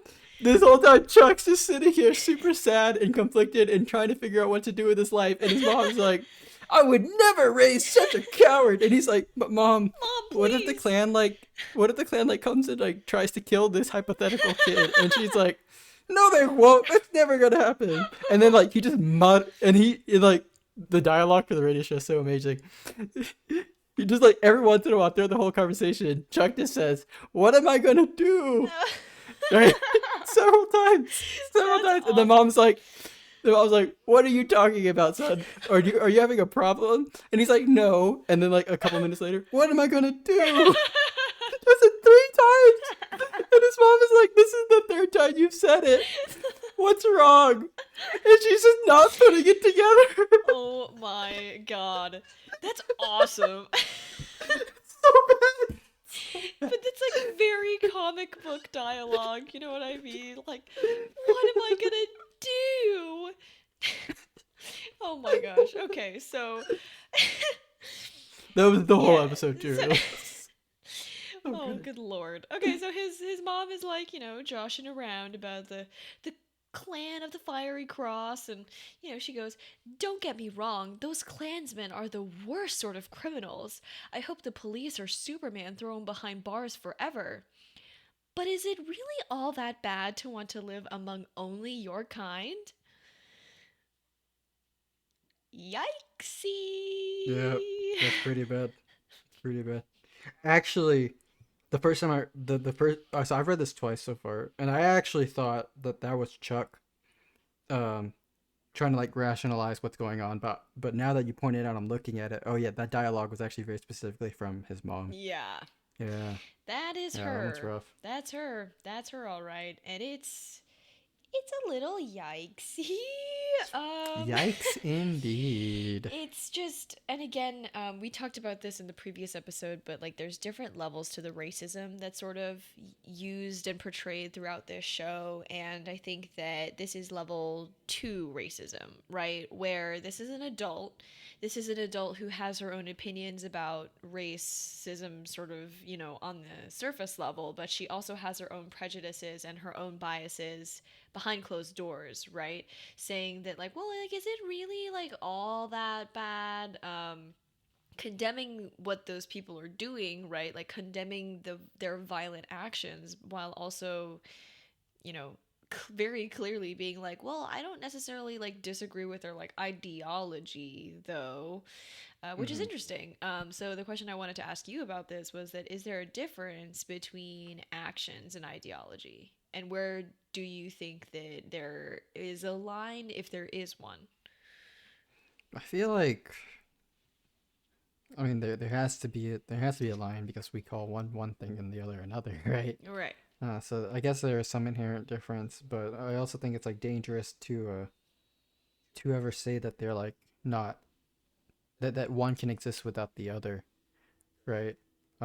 Action is not going to happen if you don't have like an ideology that's acceptable enough that where people can just casually mention it like that, right? Mm-hmm.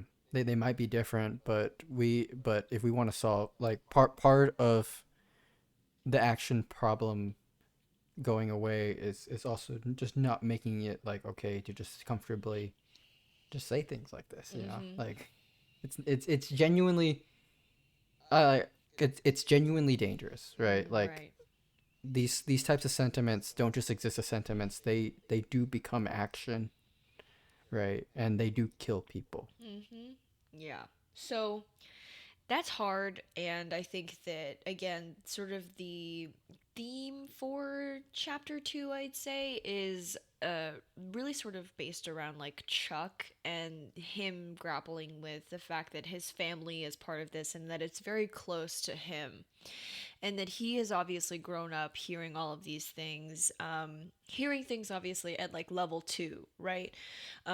When his uncle sort of brings him into the first initiation, thing where they're burning the cross in front of the Lee's house, he's very clear that like he does not subscribe to Klan ideology, just as like, you know from before, right? Like he's very shocked, he's very surprised, right?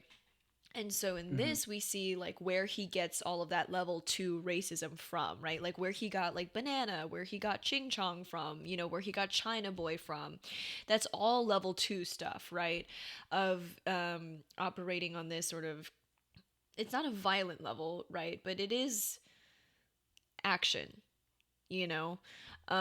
So I'd say that in terms of drawing the line between ideology and action, it's not necessarily the difference between ideology and action, but the difference between action and violence.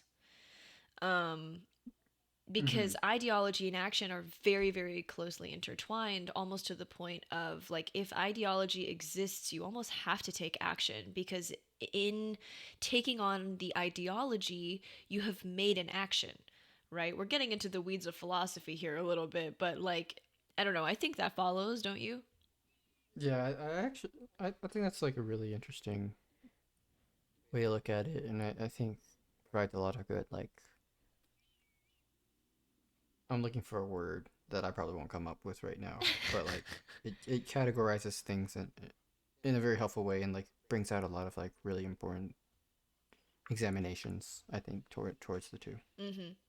So yeah, this is where Chuck grapples with the difference between like action and violence, I'd say, is understanding that he has made actions towards an ideology that is actually very much rooted in the ideas of, or at least promoting violence, right?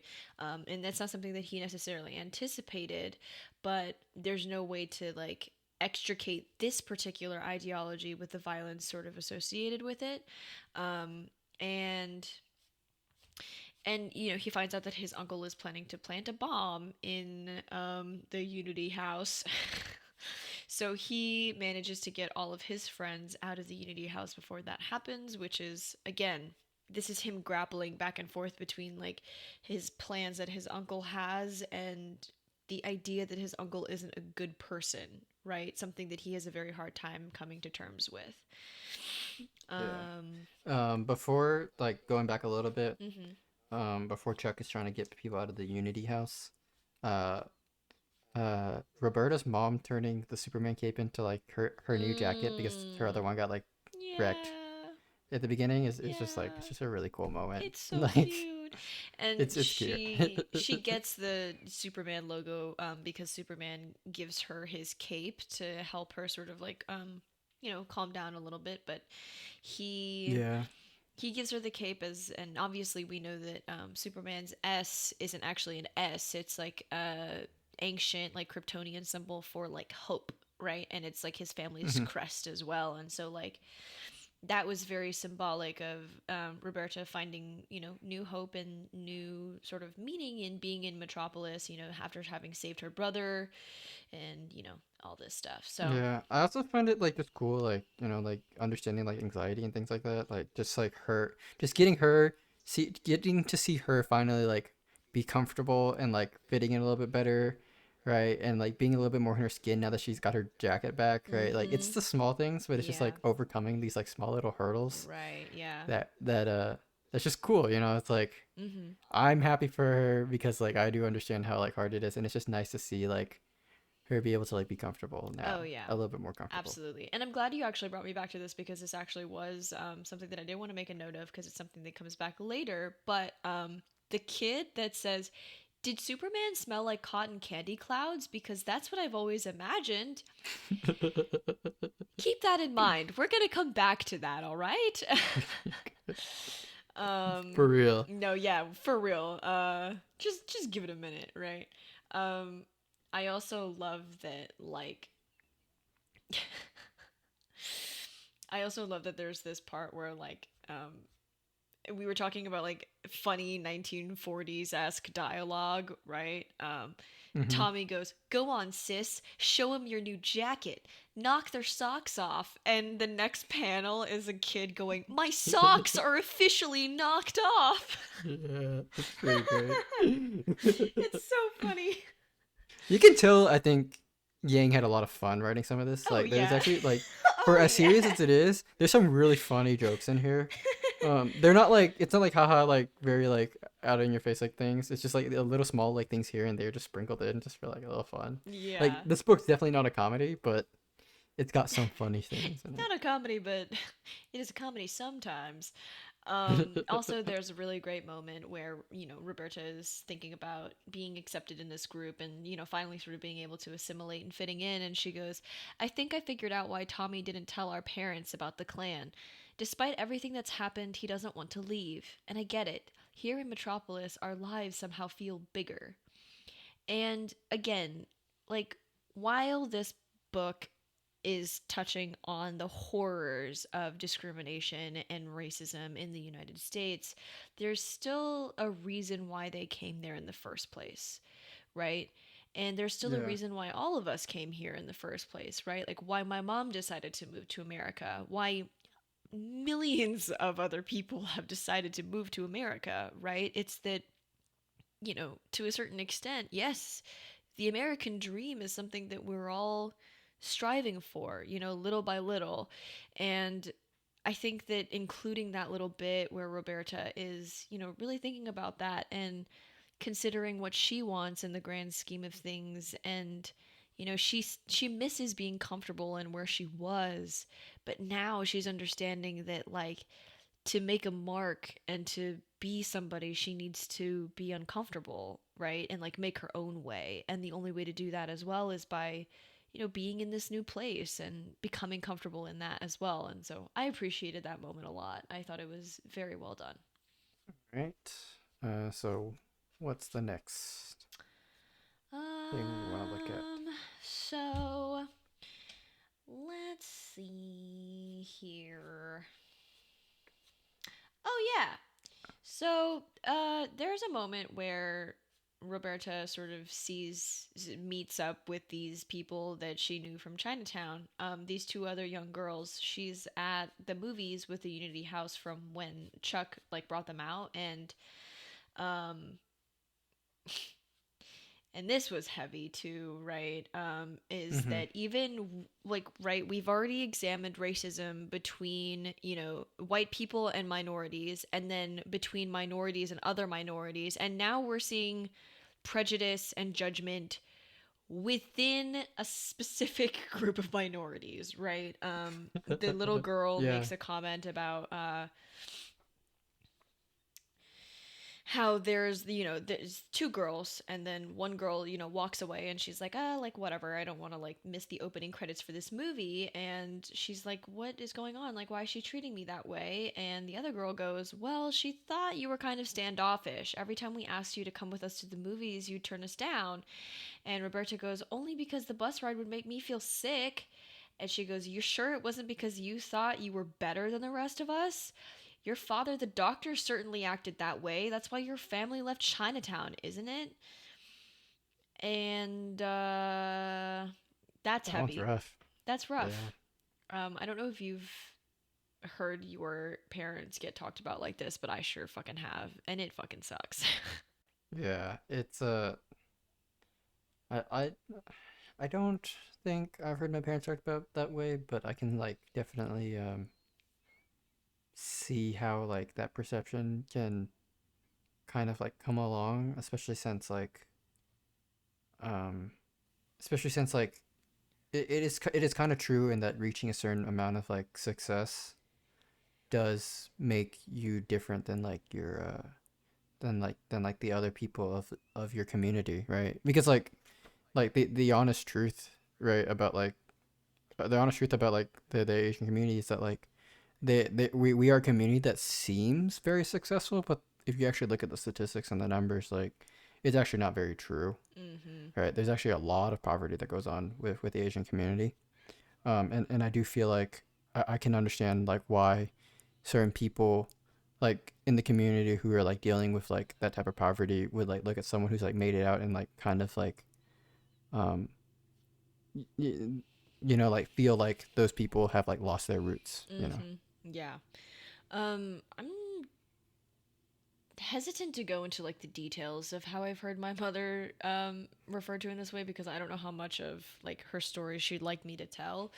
But there was definitely a moment, I remember this very clearly, where I heard someone say something very similar to what this girl said to Roberta about my mom, in very specific relation to her economic status, right? Hmm. And I didn't understand economic status at that time, right? And to the to the very clear extent, like you can clearly tell too, like this girl is also repeating something that she's heard her parents say about Roberta's parents, right? It's not necessarily an opinion she has for herself, because how would she have this opinion on her own, you know? Yeah. um like to a certain extent, like yeah, you can understand like why adults, like you can see that adults have a sense of superiority over you, but you also understand that it's partially because they're grown-ups. So you don't necessarily identify it as like, oh yeah, like your dad thinks that like he's better than me. Like no, he's just a grown-up, right? Like that's how you would properly rationalize that as a kid. But here she's like, oh well, like your dad always like acted like he was better than us, clearly referencing something that she's heard from someone else, right? And Hmm. that hurts, because Yeah. then you realize that your mom's friends are fake. And I don't know, like I never found a way to be able to like tell her that in a way that felt natural and not awful. But like there's no way to tell your mom that her You friends could say those you kinds of could things. make a podcast and I then get like have your mom listen to the Yeah. hi Mrs. Gill. Um it's hello. Hi, mom. I love you. Hope you're proud of me. Okay, moving on.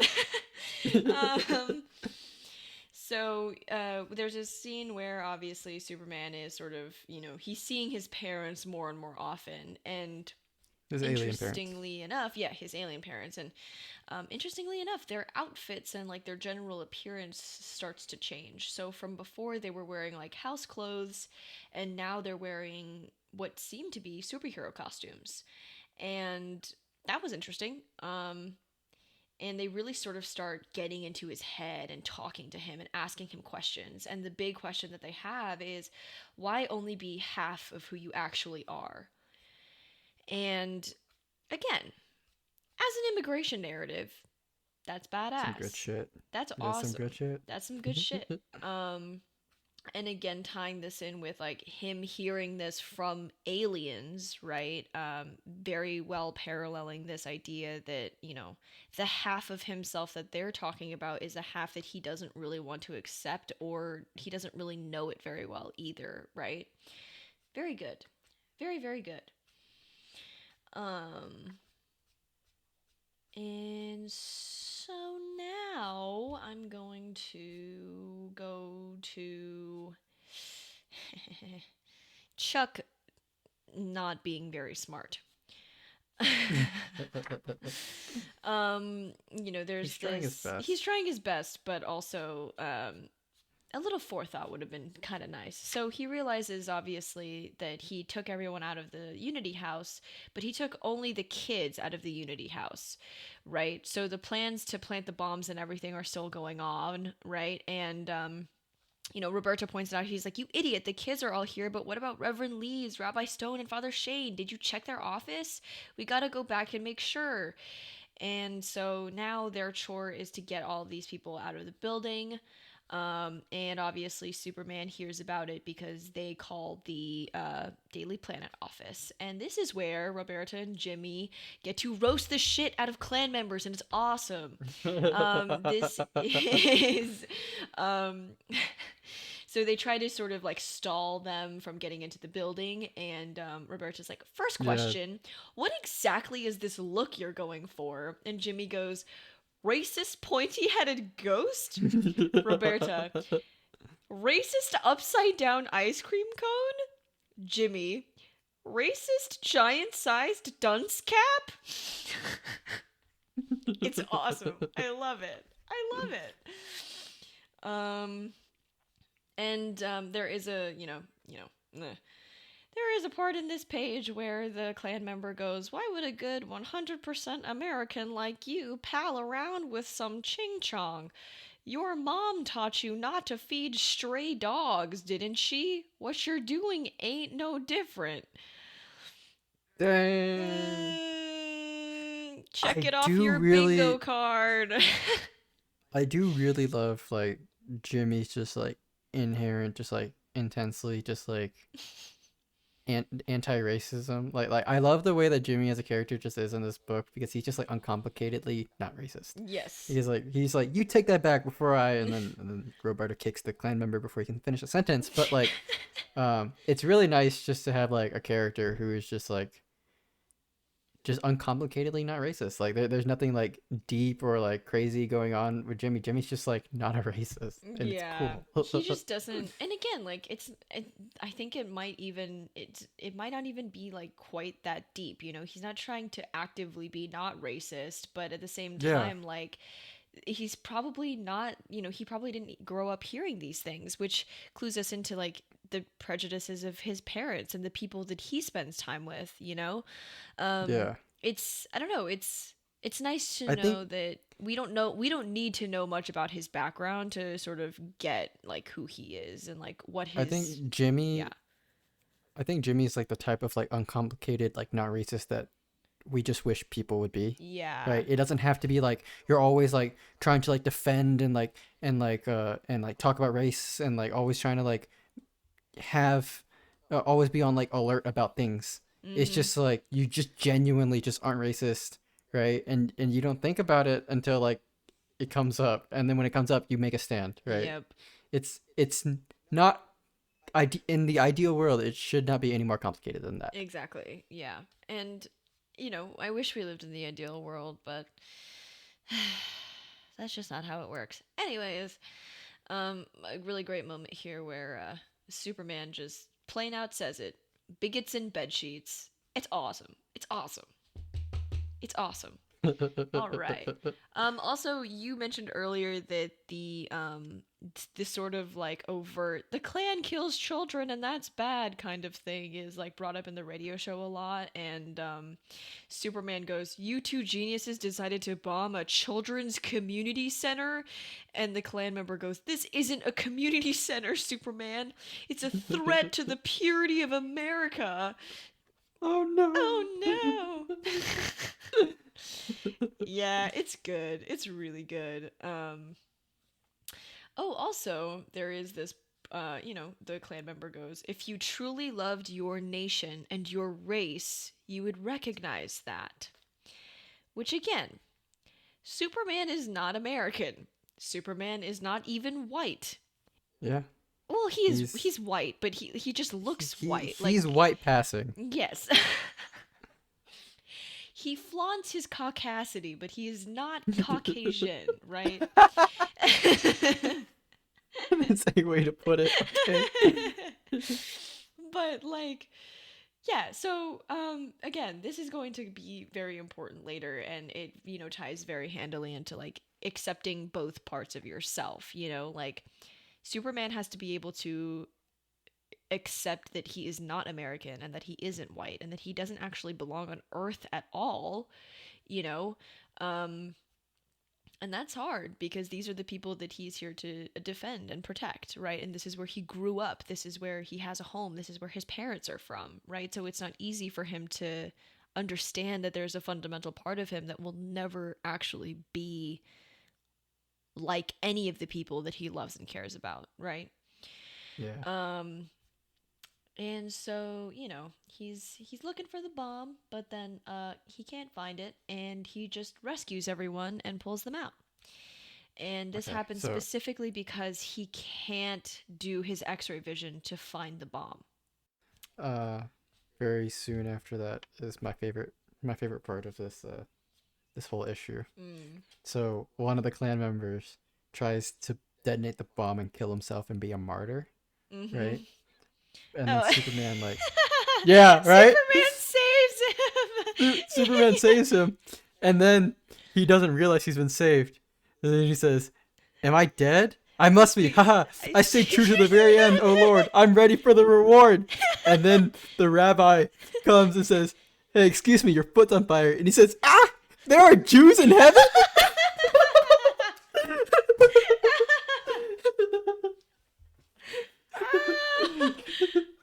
100% comedy gold. I love Yang so much for that. So good.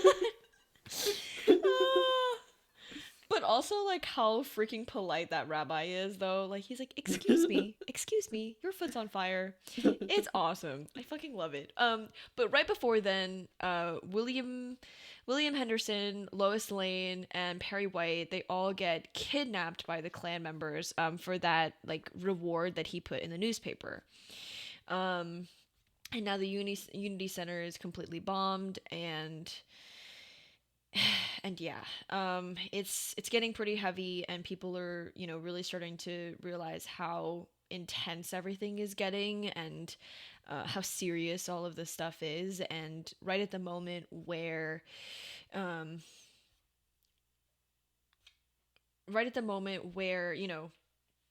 the hang on.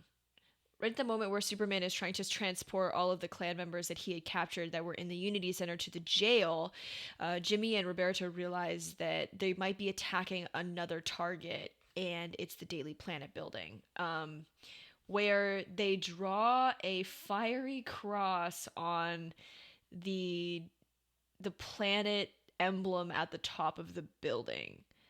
Which, I don't know about you, but that was some pretty fucking heavy symbolism for me. Yeah. That was at the very end of issue 2, so like it Yes. literally just ends there, and you're just like, whoa. Yes, that is the end of issue 2, and it's crazy. Um First of all, this is the biggest building in Metropolis, right? Like at the very beginning of chapter 1, we see the skyline of Metropolis, and the Daily Planet is the biggest building on that skyline, right? So everyone can see this, right? Um, Hmm. it's it's truly sort of terrifying that like from the beginning of chapter 1 we started from someone's front yard to the biggest building in the city, right? Um, I don't know, kind of crazy. So now we're in chapter 3. Moving right on past that, we open with Clark Kent going to the circus for the first time. And he is enthralled by everything that's happening, but at some point, they bring in this guy who they call the Mighty Samson. And Clark is like, hey, it's the guy who like took our tickets. And she's like, what? That can't be the guy who took our tickets. That guy was like bald and like he wasn't wearing that flashy costume. And then Clark is like, he's clearly wearing a wig. And he's starting. The meta Supermanness Yes, is the meta very great. Supermanness is coming through, and Superman is realizing that you don't have to look any different, really, than you normally do on a daily basis. You just have to put on this air that's different from how you normally are, right? Specifically, his friend says, like, look at the way he carries himself, right? And that smile, that's definitely not the same guy, right? Just very good foreshadowing for like who he's going to become later, right? And he saves Mr. Sampson from a lion. It's awesome. And he sort of gives him the idea for his costume and making it colorful, right? And And the underwear on the outside.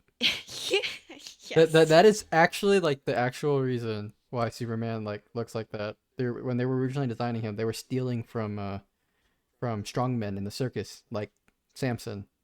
Right. This Huh. is this is super meta. I love that so much. Oh my god. So yeah. And then right after he has that encounter, his mom sews him a costume, right? And this is where, he puts on the S, for the first time. And yeah. And this is where he sort of has to grapple with the fact that he's still a quote unquote human strongman, right? To everyone else, at least. And he comes up onto the Daily Planet building, and it's getting bad. It's getting bad. And Jimmy and Roberta are also coming up onto the building, right? And it's figured out that they were abducted, and Roberta obviously figures out who abducted them and who they're associated with like a symbol that Lois gives her. So Superman starts rushing over, and this is again where Chuck Chuck is figuring himself out. He has a lot You of know, these moments in the book. at least he's putting in the work for it. Like Yeah, he's he's trying. at least he's trying, right? He's getting And better. He's getting yes, better. he really is trying. He's putting in the work. But so he asks Tommy, "Hey Tommy, I've been thinking. What happened to the Unity House was absolutely wrong, of course. But is it really all that bad to want to live around only people who look like you?" And Tommy is like, he's appalled. And Chuck is like, I just don't know. I'm just trying to make sense of everything. And I just want to know that my family's not evil. And that's hard. It's hard Yeah. because at the beginning, Chuck is a bully, right? And we see him basically become a member of the Klan, even if it's for one night, right? And protect his Mm-hmm. uncle, who is a fugitive from the law, right?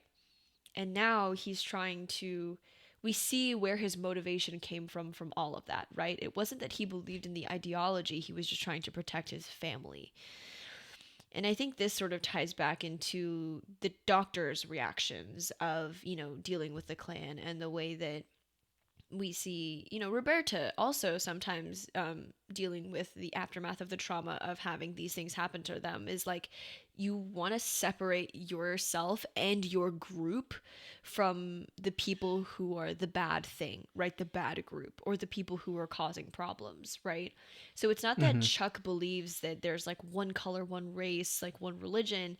He is just trying to protect his family, right? From bad consequences, and he just wants to know that they're not bad people. And that's hard. Yeah. It's really hard. What did you think about this scene? I really liked seeing Chuck like work through it and like understand where his feelings are coming from, Mm-hmm. right? But also understanding that like he needs to move past that because yeah, like you don't want your family to be evil, right? But Mm-hmm. there's also just like the facts that like your uncle's like the Grand Scorpion, the Clan, like um, and after that, Tommy actually like goes on a whole thing about like how like about like belonging and feeling excluded and all these things, and you can like see Chuck just kind of like processing all of this in his head, right? And he's like, yeah, like my family and I like do have these like ideas about like wanting to be with our own people, but Tommy's really giving him like a good argument about how Tommy is his own people, you know? Yeah. And it's interesting to see also like where and why he's getting these ideas, you know. I don't actually think it's here. I'm not seeing it. But I Are you know looking for? that I'm the part where Chuck is talking about how like his uncle took their mom in. So I do remember that it exists. yeah. It exists, but Chuck is basically like, yeah, like my uncle's like, he's not a bad person. Like he took me and my mom in like after my dad left us. You know, like he took care of us and he became the man of the family, and he was like a dad to me, right? Um, and that's hard too. You know, like Yeah. people are complicated and people exist in the gray area. You know, and no matter how cartoonishly evil the clan members seem are, right? No matter how cartoonishly evil, crazy, like it's they're still people, you know, and they've still done good things in their life, you know, at least tangentially, at least marginally, right? Because that's how humans are. Like they operate in the gray area. And I really appreciate Yang bringing light to that as well. You know, he makes the clan these, you know, cartoonishly evil cone-headed weirdos, right? That you're obviously supposed to be rooting against, but he's also like, these are also human beings who have families. Please Yeah. also remember that, right? It's not a decency that they deserve, I don't think, but I appreciate it nonetheless, you know? hmm I think, like it's very easy when you're like fighting racism and things like that to like section people off into groups And and kind of caricature forget their them. humanity. Yeah. Yeah. Forget their humanity in it. Mm-hmm. But like at the end of the day, like we fight racism because we want people to see our humanity. So I also think it's like, um, it would be really hypocritical if we don't try to find other people's humanity as well. Mm. That's actually a really good point that you made. Like, by trying to fight racism, we make people into caricatures, but like the reason we fight racism is to make ourselves not caricatures. hmm That's actually really good. Um, yeah, no. Damn, on. Okay. I see you, Mr. When we're famous, we can Philosopher have that over as like a here. quotes right Yeah. there. Yeah. Trademark that. Trademark that right now. I'll um, write it in a song or something.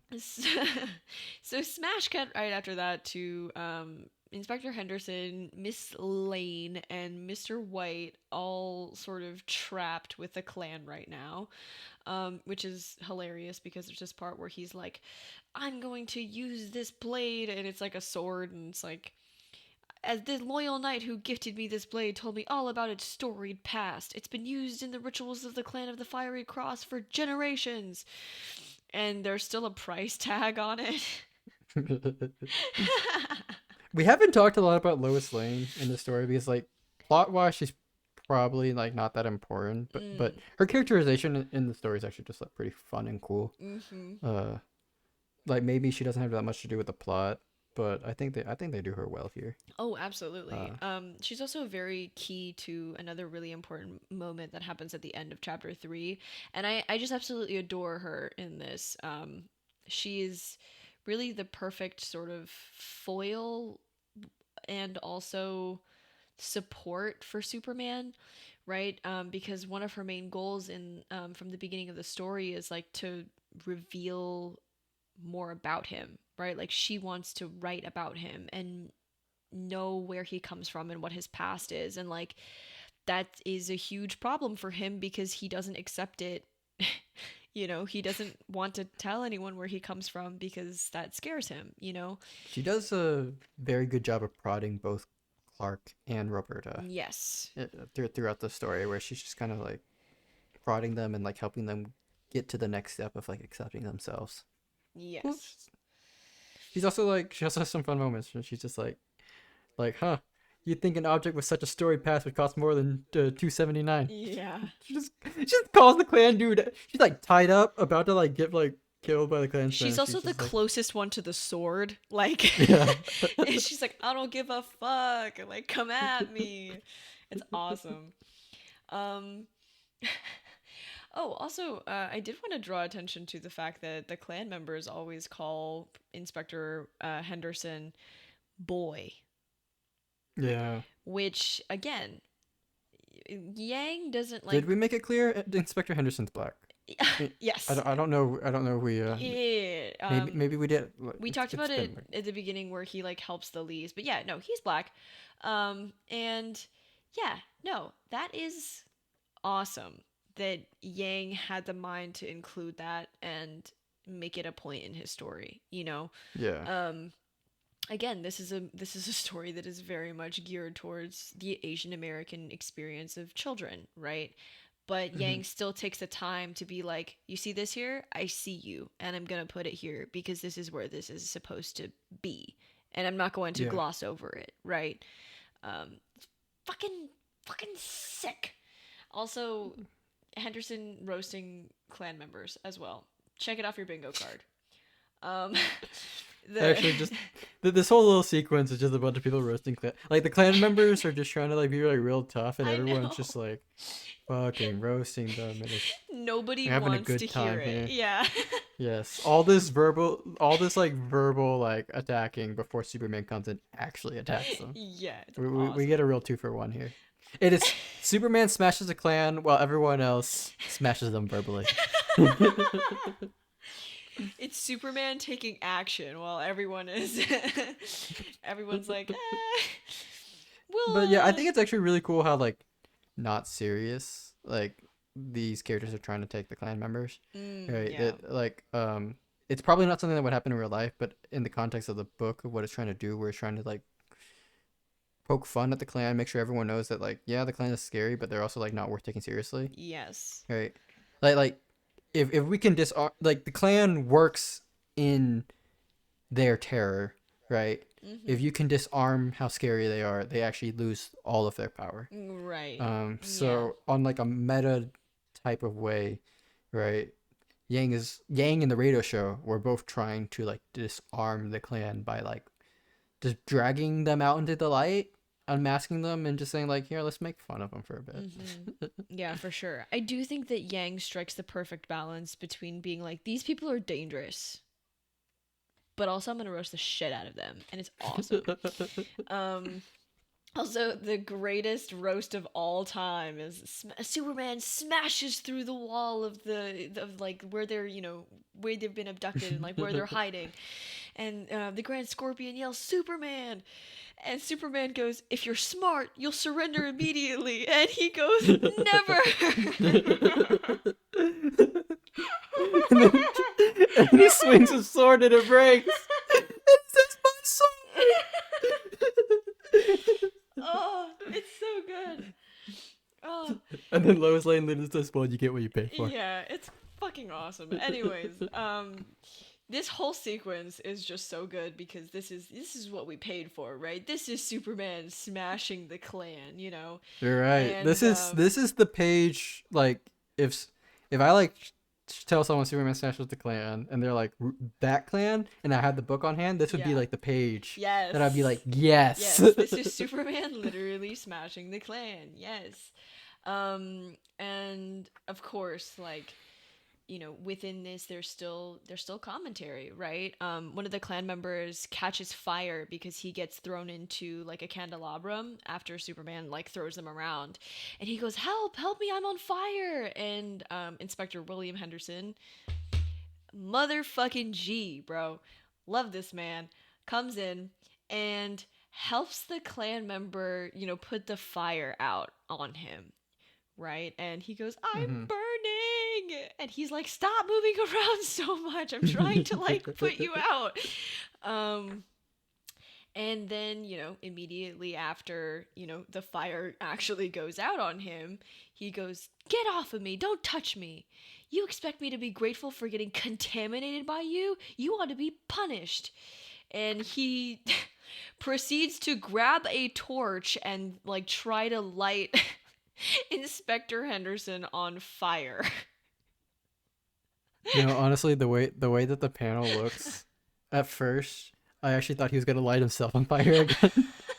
It wasn't until the next panel that I realized that he was trying to attack Henderson. Oh, But, yeah. but It does kind of legitimately, look at like first, I thought he's he was. like. Yeah. He's like, It I'm looks too. like he's gonna light his leg on fire. And Henderson has to, like, put it out again. Yeah. Like, it would make a lot less sense, but it would have been very funny if Yang did that. God. And then, of course, he gets punched really hard by Inspector William Henderson. I want a comic book that is titled Inspector William Henderson Smashes the Klan, because I could watch Inspector William Henderson punching Klan members all day too, and it would be just as cathartic for me as watching Superman doing it. Um, and so, everything is okay. They put all of these people in the back of a truck and blah, blah, blah. And then the Grand Scorpion gets a hold of Superman. And this is where things get really interesting for him in dealing with his identity, right? Hmm. This whole panel is really, really good, but I would like to focus on the there's, like, it's separated into one, two, three, four. Just start reading the dialogue and I'll find it. Okay, it's separated into four individual, like, slices of panels, but I'm gonna focus on the two in the middle. Okay. He goes, "I'll bring 100 of them to justice. You don't seem to understand that the Clan of the Fiery Cross isn't just a group of men. We are a conviction. The conviction that a strong America is a pure America. And even you can't smash that with your fists. When push comes to shove, you cannot unite a nation of people who share neither blood nor history. And as much as you deny it, Superman, you are one of us. I am not one of you. I am nothing like you. Tell me, how did you become what you are? Was it mystic training, like the rumors say, a mega vitamin serum? The truth is, whatever you did wouldn't have worked had you been of inferior blood. That's why my nephew admires you so much, isn't it? That's why the whole country admires you. You're living proof of just how superior a white man can be. And damn, Yeah. that shit sucks. Because, now we're confronted also with the fact that the Superman stands and was sort of he has heavy parallelism drawn to, like, the ideas of the Ubermensch, right? Hmm. This idea that, like, there is a superior man and they do superior things and they think a superior way. And literally, I mean, Superman is a direct translation of Ubermensch, right? Yeah. And Ubermenchism was very heavily adopted by the Nazis, right? And so it's interesting to see the way that Superman himself is confronted with the idea that no matter how hard he tries, no matter what kind of characteristics he himself has, he cannot control how people use him as an icon, which I thought was Yeah. fascinating. So cool. I also think like on like a meta like symbolic way, it is also saying that like how earlier I was saying that like Superman like represents like the best of what America can be, like Mm-hmm. that you're right. And like it is in this moment where we kind of realize that like Superman could represent like that problematic, very terrifying, like superior white man like ideology, Mm-hmm. right? And it's Yep. and knowing later that Superman like turns away from that specifically to embrace like his like immigrant, his like foreigner identity, or his foreigner American identity, Yeah. right? It's like a really cool moment because Yes. of like what he could be as a symbol and what he Yes. chooses to be or what we make him as a symbol, Right. right? Exactly. And it's just, it's so interesting to think about how, again, like, as a contemporary audience, like, I don't think I have ever seen Superman as a human being. You know, like, I'm pretty solidly, I have a very solid foundation of understanding that, like, Superman is Kryptonian, right? Like, he is an Mm-hmm. alien, right? I've known that from the first time I ever knew Superman, right? Is that he was an alien, right? It's very solidly a part of his character nowadays, you know? Um, Yeah. Not Yeah, like we think about like necessarily, Zack Snyder's like yeah. Man of Steel, where he's like literally fighting Zod aliens, Yes. Yeah, yeah, yeah, right? yeah. He doesn't get much time to like be grounded. Yes. But again, like, we see him, we know him as an alien, but we don't necessarily like conflate that with the immigrant narrative, because that's not really how his alienism is used. It's used to like explain his powers and explain how he like got to Earth and everything, but it doesn't necessarily lean into this idea of like, well, I chose to stay here, right? Like, in my alienism, you know, I chose to stay as a part of America specifically as well, because this would be one of the only, you know, places in the world that I would even have a place, right? As an immigrant, right? This is something that I think that Yang spends a special amount of time on, and I think that is, it's actually very much worth exploring, because it's not something that contemporary audiences think about when they think about Superman, because we aren't coming from a place where we conflate, you know, his alienism with things that are negative. We think of it as like a good thing, right? Like, we're like, oh yeah, like, this is what makes him special. And Mm-hmm. back then, it's the thing that made him different. It's the thing that made him weird. It's the thing that made him an object of fear. And that's really, really interesting.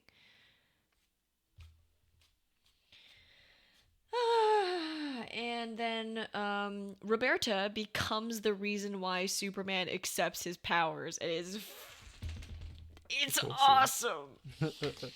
So when Roberta is getting dropped off at her house by Superman again, she is mentioning to him that she feels like he's holding back, right? And she mentions it specifically in conjunction with the way that he like lands on the ground. She's like, it feels like you're defying gravity when you do that, right?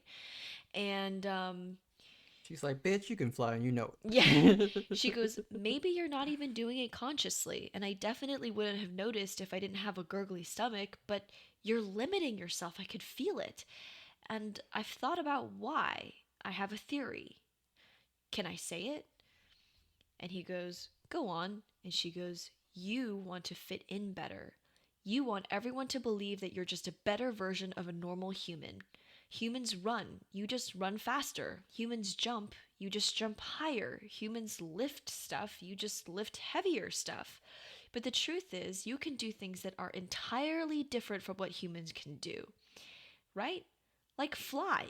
And you hold back because you're afraid that if people find out, they'll stop calling you Superman. Instead, they'll call you Super something else.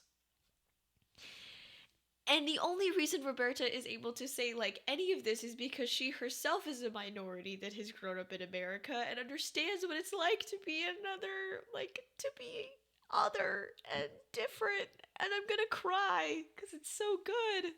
It's so good. It's so good. It is the point in which like the parallels are really like all paying off here, right? Yang really like sets up such an amazing like way to explore both sides of the character, both sides of both characters, right? And like really just intertwining it here. Mm-hmm. Uh, and I just love like her telling Superman that he needs to accept who he is also like reflected back on her from comes from her own understanding of needing to accept herself. Right. And this is why this book is great. It's so freaking good. And it's, I mean, I do want to draw attention to like the pacing of this as well, because I feel like this was the perfect moment in the story for him to finally confront this, right?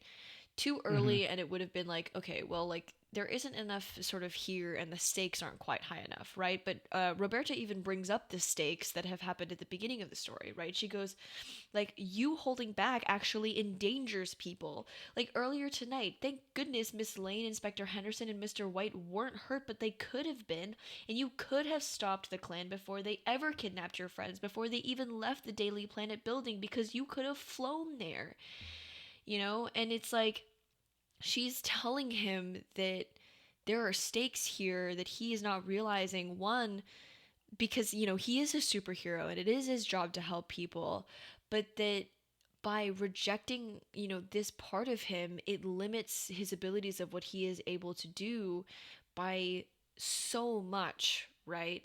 And considering that Superman became Superman so that he could help people, she is hitting right to the core of his own ambitions and why he's falling short of his own goals. And that shit is crazy. Yeah. Go Roberta. Go This is why Roberta. this will always be my definitive Superman Yeah, origin. she's girl bossing the shit out of this, right? And then he finally goes into Lake Solitude where he threw the little box thing from before, and where this like giant crystal palace has sort of erupted, which is obviously like the Fortress of Solitude. And his parents are there, and they don't look like aliens anymore. And it's great because this means he's like fully sort of come to terms with the fact that this part of himself isn't alien. Right before Hmm. that, also, he goes to his parents' house and he goes, I need to know that no matter what happens, no matter what I might find out, nothing changes between us. Promise me that we will always be a family. I cried. I I love that cried. moment. I I love that cried. moment. So All sad. right. Also, this is where sort of we find out that Dr. Wilson is a Klan member. We sort of touched on that earlier, and this is where it happens, and it's crazy. Um, I think this is actually something lifted directly from the radio show, mhm. where Riggs goes and confronts like the Grand Mongol, the Grand Imperial Mongol. I'm sorry, and like the dude just reveals like the whole thing was just a financial scam the whole time. Right? He's like, Yes. we are dealing in like I forget the exact quote, but Yang actually lifts like the quote from uh from the radio show where he's like, we're dealing in like we're businessmen and we're dealing in like the oldest commodity, hate. Yes. Yes. Right. Yes. Yes. Yes. Yes. Right. And it's the radio show does it to kind of just like draw back the curtain for the Klan and just be like, this is just like these people aren't actually like believers of this ideology. They're just trying to trick you into like getting money. Mhm. Right. And that frankly, like when you look at like the economic reasons like people like do these types of things, like that is actually a lot of it. Like people um we might not have it in the form of the Klan, but we do have it in other forms, like in our modern society, in which it is profitable to make people angry and to make people hate, because then they will like spend money on membership fees and robes, right? Mhm. Like the Imperial Manga like lists all like the ways that they make money, Yeah. right? Yeah. Uh, and it's just like it's just so much of like the book and the radio show is making fun of the Klan or like attacking their ideology specifically. But I think this is also another very interesting attack where it's like, even if you do believe this shit, like it was never about this. They're manipulating you. Exactly. I think that I also think that that part was like that part was a twist for me. Like I was not expecting that at all. I wasn't expecting Dr. Wilson to start being like, "Dude, you actually believe that like one race, one religion, like you believe that bullshit? Like what the fuck?" And I was like, "Damn. Yang." But it's like they really went there, you know? They really went to the point of like at the end of the day, like this is a scam. Like it's not real. It's not based on anything that's true, and therefore like is a flawed And they know ideology it. inherently, but like the fact that you do believe in it is even more ridiculous than a fake ideology, right? It's so good. It's so good. But it was a twist for me. Like I wasn't expecting it at all. Um Also, this is Also, where Roberta gets her pen. Yeah, in between all that, Lois Lane comes to her house and gives her a pen. Gives It's a her very a nice pen. pen. It's a very nice pen. I also want to point out that oh wait, okay, no, never mind. I'm gonna point that out later because it's kind of a spoiler. So, um, Superman gets the history of his people and he accepts his parents. Fucking finally! And then Roberta slowly figures out that the Clan of the Fiery Cross has been experimenting with kryptonite, which is actually like what her dad's job originally was. And earlier, a little bit earlier, he revealed that he like quit his job. So now that she's discovered this, it's become clear to the Grand Scorpion that like this guy doesn't believe in his ideology, right? But he has this weapon that could kill Superman. So he knocks him out and he takes it for himself. Also, Knocks in him out. He killed him. What? I was about to be like, it's also sort of heavily implied that he does kill this person, but you know. This is a children's book, this is a children's book, this is a children's book, this is a children's book. um and Okay, so so we're at the very last we scene are where at the like very we're at the last couple scenes where they're at a baseball game and the Unity House is playing their baseball so game, and Roberta and Tommy come to the game, and they're just chilling, they're watching it.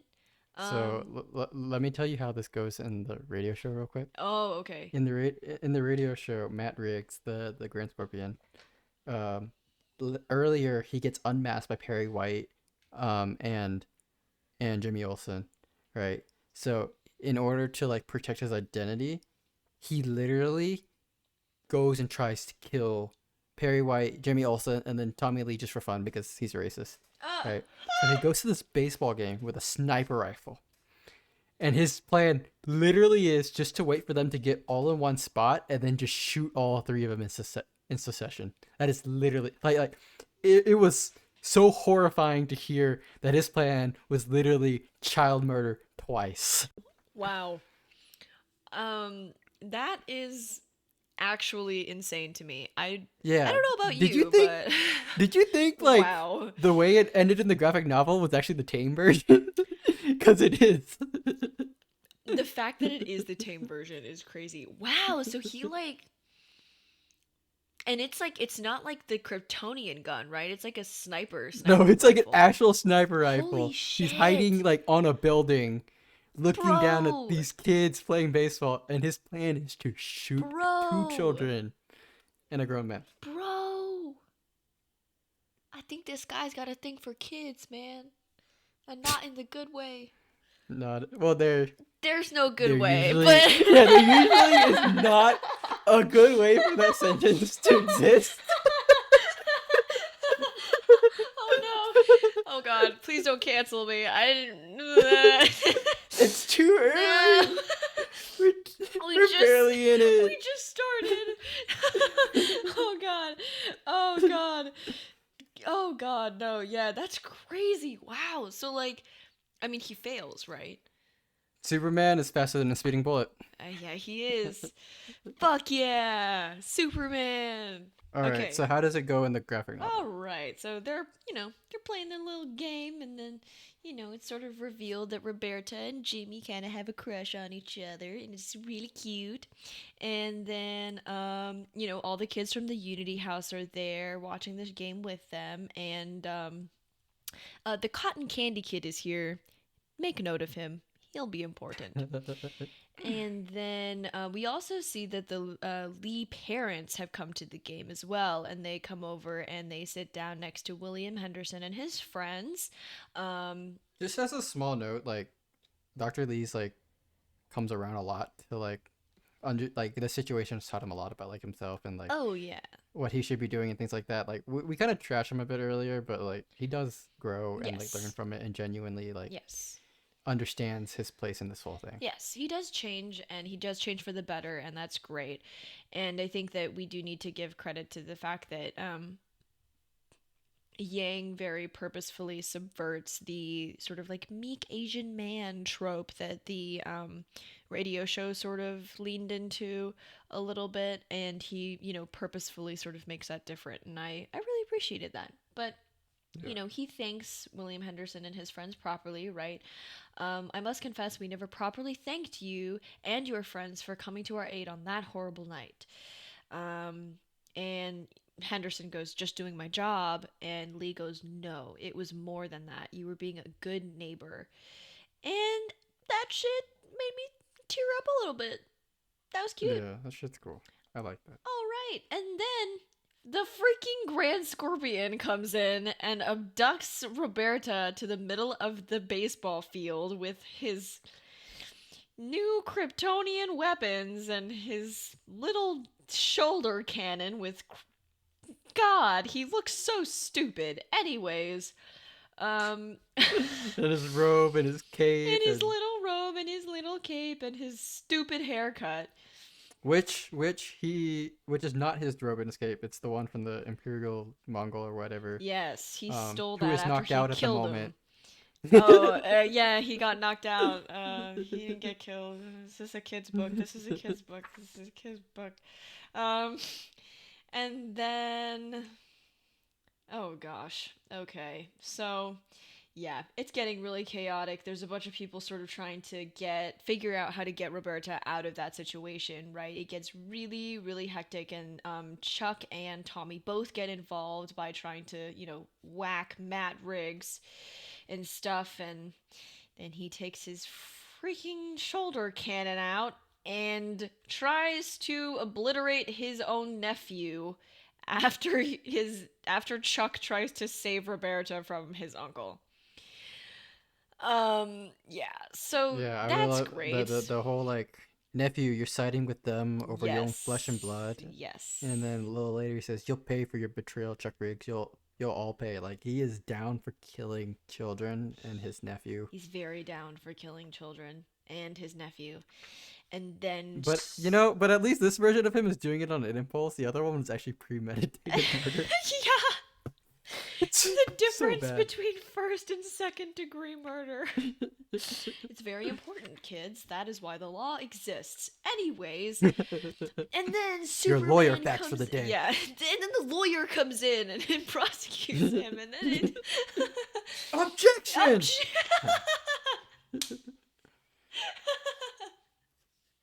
Oh my god, that would have been awesome. Yeah, what if Clark Kent wasn't a journalist and he was the lawyer, and he actually said like I object? That would have been hilarious. Anyways, and then Objection! Superman like, Racism! yeah, and then Superman like I'm sorry, we need to get on. then Superman comes in with his laser eyes and lasers Matt Riggs almost to death, right? And then we see that we see everyone's individual reactions to seeing that He's flying Superman, too, not just laser eyes. He's flying. laser eyes and flying, and we see everyone's individual reactions to him laser eyeing and flying. And the cotton candy kid goes, he doesn't smell like cotton candy clouds at all. He smells like ashes. Yeah. That shit is fucking That shit- crazy. That shit hits. Dude. That And shit like, hits so hard. it's amazing how like Yang sets it up and then just like pulls it right there. Yeah, and he brings it all the way home, and yeah, that's crazy. And we see and everyone's you can, like- yeah. You feel for that moment why like Clark Kent's like genuinely did worry about like being cast as an outsider because Yes. like it literally just starts happening. Yes, it immediately starts happening, right? Like he doesn't even get a chance to say anything. He doesn't say anything, like, and people immediately start making judgments and stuff about it, The only one who doesn't look afraid, by the way, is Roberta, because she's like, yes, this is what I'm talking about. He listened. Yeah. And Lois Lane on the next page. Yes, and Lois Lane in the next page. But Lois, again, Lois and Roberta are the girl bosses, so like their reactions to this, like they just can't be like counted as as the majority, you know, because they They're not, really are the yeah. minority in They literally are. everything, right? So, and then the next page is obviously people, you know, throwing insults at him, you know, how is he hovering in the air like that? It's not humanly possible. He's some kind of ghost, monster, demon. And he goes, for the first time in a long, long while, normal people look at me with fear. And then he makes a little comment about how he fell in love with Lois. And then Matt Riggs comes back into the freaking panel and goes, good lord. You all want to know how he can fly? How he can shoot heat rays out of his eyes? Your most beloved citizen isn't a citizen at all. Go on, Superman. Tell them what you really are. And Superman goes, people of Metropolis, I'm from another place. I was born in a distant galaxy on a planet called Krypton. I came here as an infant. But I am still the man you have always known. I am still your fellow citizen. And of course, like at the back, everyone's like, Grand Scorpion, take down that alien, send him back to where he came from. Good lord. Which is, again, like, as a modern audience, I feel like we have been primed to understand that people react to things with fear because those are the times that we live in, you know? Hmm. And this to me feels just like very, very realistic, you know? Doesn't matter how cool Superman was or how many people he saved, the minute that people figured out that he was different, and more powerful on ways that they on levels that they couldn't understand, he became a threat, you know, and that hurts. Yeah. That hurts. I don't even think it's the power thing. Like I think the power thing's part of it, but you know, there's like it's also just a different thing. You know, like the other races are not more powerful than like other races, and yet racism still exists. You Mm. know, all it takes is just for people to feel that you're different, and then to feel a little bit scared of it, and then the ball just starts getting rolling. Mm. Yeah. Good lord. But this is very intense, right? It's the moment of truth for Superman as a whole, and it's where he is confronted sort of with his worst fears, right? And this is sort of where we see, you know, from before there was like conflict over whether or not he was going to like stick with his guns, you know. And this is where we see that like he truly has made the change to accept both sides of himself, right? And then of course Roberta saves him again, because she has the lead ball that her father had brought home from his science experiments when he was working at the lab, and Superman uses it to stop Matt Riggs from hurting anybody else. And this is where we find out that the fucking guy put bombs all over himself and planned to blow himself up. Yeah, Oh, fanatic all the way to the end. fanatic all the way to the end. I really wish the rabbi was here to see this. The martyrdom. There are Jews in heaven. Like this is, but you know, this is the problem with martyrdom, right? The idea that if you if you can kill yourself while taking as many people as you possibly can with you, you will somehow be respected and revered and remembered. That's crazy. That's insane. It's pretty crazy. Um, I feel like there's also like deeper commentary here sometimes when it comes to martyrdom on like the popular ideas about like sort of this morbid curiosity that I see a lot of people having over like certain serial killers, and I'm like, you do realize that you're like endorsing and putting money into art and media that is basically capitalizing off of like dead people, like people who have been Hmm. brutally murdered. That's kind of weird to me and it doesn't sit very right with me. I don't know how you feel about it, but that's what It is kind of martyrdom odd. that's what martyrdom sort of feels like to me sometimes is I that also think something here. So him trying to blow himself up doesn't actually happen in the book. So this was a decision that Yang made. yeah. And we are in a post 9/11 world. Oh right? yeah. Where like terrorism is very closely associated with like suicide bombings, Yes. right? And I think this is just Yang like being very clear, like these guys are terrorists. Like if you haven't picked it up before with all the cross burnings and all the actual terror that they put in, right? Here is him doing something that like only terrorists usually are associated with. Yeah, that's yeah, scary. All right. So how about that like that last speech So, with oh, Superman and Matt Riggs good lord. debating? So, Matt Riggs decides to debate Superman again when he's suspended like 20, not even 20, more like 200 feet up in the air, right? And God, he starts sprouting his freaking white supremacist shit again. He goes, "You really are a fool, Superman. You have such power. Even I must concede that you are the true superior race.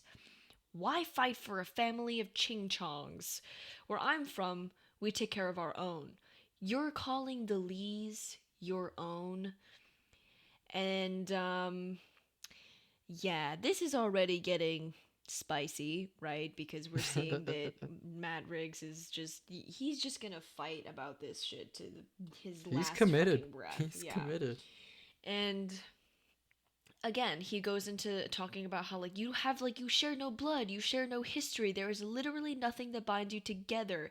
That has been the Klan's point all along. A nation bound by nothing cannot last. And Superman goes, "But we are bound together. The Lees and I, our friends at the Daily Planet and the Unity House and the police department, everyone down there really, we are bound together by the future. We all share the same tomorrow."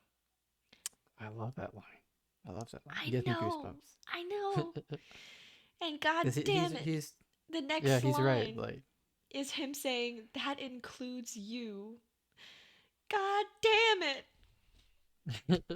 so good. Like I Ah. just I love how like he's using their ideology, right? He's like, okay, let's concede that like we all have to be like that we all have to share something in order to be like connected. And he's Right. like, yeah, we do share something. We share our future, Yes. right?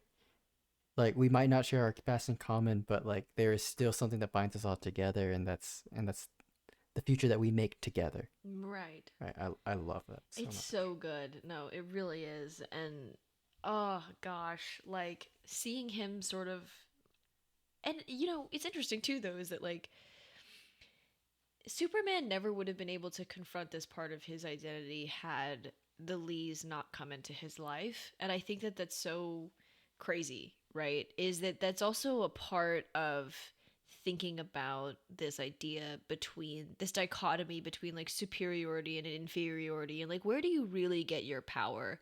It's like Superman never would have been able to accept his powers if he hadn't had this connection and this friendship with these people, right? Hmm. At the end of the day, like he's right. Like we are bound together by this, like by our tomorrows. But if we think about it on outside of the comic book, right? Like where do we get our powers from? As human beings. And the sad truth is that we all get our powers from other human beings, right? Other human Yeah. beings give us reasons to live, reasons to keep going, reasons to fight for things, right? And that's why we fight for things is so that we can stand up for other people, right? It's so good and the analogies are just all so well done. And then of course Matt Riggs reacts to this by trying to kill Superman again. How many I'd times has rather this have worked no out for you? tomorrow. How many times has this worked out for you, Matthew?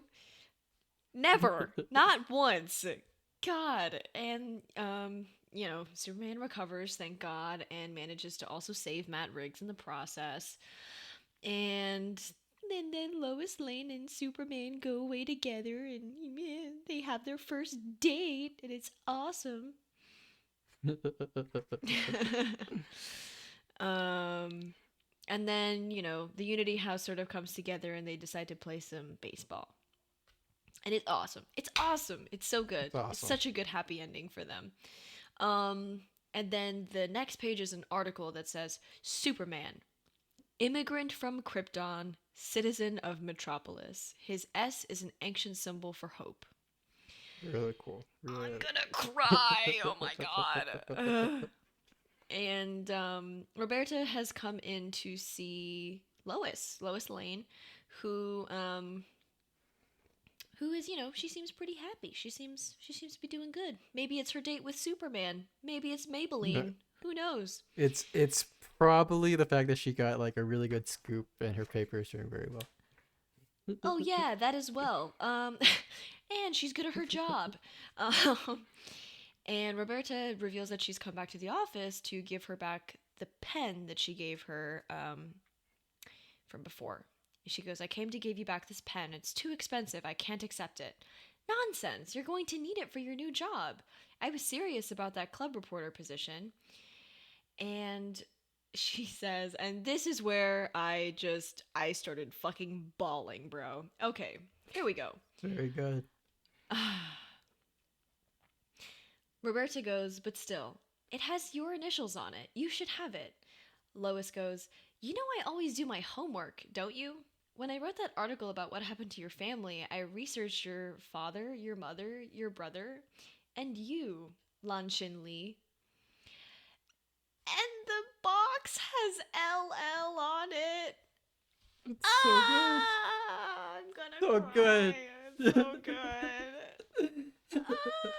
This whole time, Roberta, like her dad wants her to go by her American name, and he's like, and that's what they've been doing. She's been going by Roberta this whole time, and like this little last cherry on top. That's just that it's not even Roberta that is the one that initially is the one that embraces her her ethnic identity. It's someone else like recognizing it first, right, and just kind of like implicitly saying like it's okay, Mm-hmm. right, like this is you and you should be proud of it, right. I love that so much. First of all, I'm crying again. Second of all, what I wanted to mention earlier that I decided not to was when Lois actually first gives her this pen, there's a speech bubble blocking the initials that are engraved in the box at the top. Mm-hmm. And so when we hear Roberta being like, the pen still has your initials on it, we're like, oh, I didn't know that the box had Lois's initials on it, right? Like, this is all sort of like a twist. Yeah. It's a twist that the audience doesn't know, but that Roberta has always known, right? From the moment that she opened that box, she could see that there was an LL on it, right? So this was a fruition of something that, was almost entirely hers, right? Like, it's not even the audience that really gets to fully appreciate the moment because like we aren't even like in on the moment from before because we don't know that the box has her initials on it, right? And so by the Mm-hmm. time we like, we see this, we're like, oh Yeah, shit. this is But something really cool that you can only do in the medium of graphic yes, novel. yes, and it's so good. It's so It's good, very good. and it's so sad, and It is heartwarming, and it's I love that every time I read it, like it is the perfect way to have ended off this story. Like, and it didn't even need to happen. Like, frankly, like Yang could have like not had this last page, and it would all have been like still a great story and still great in so many ways. But this is just like the perfect cherry on top for the whole thing. I know.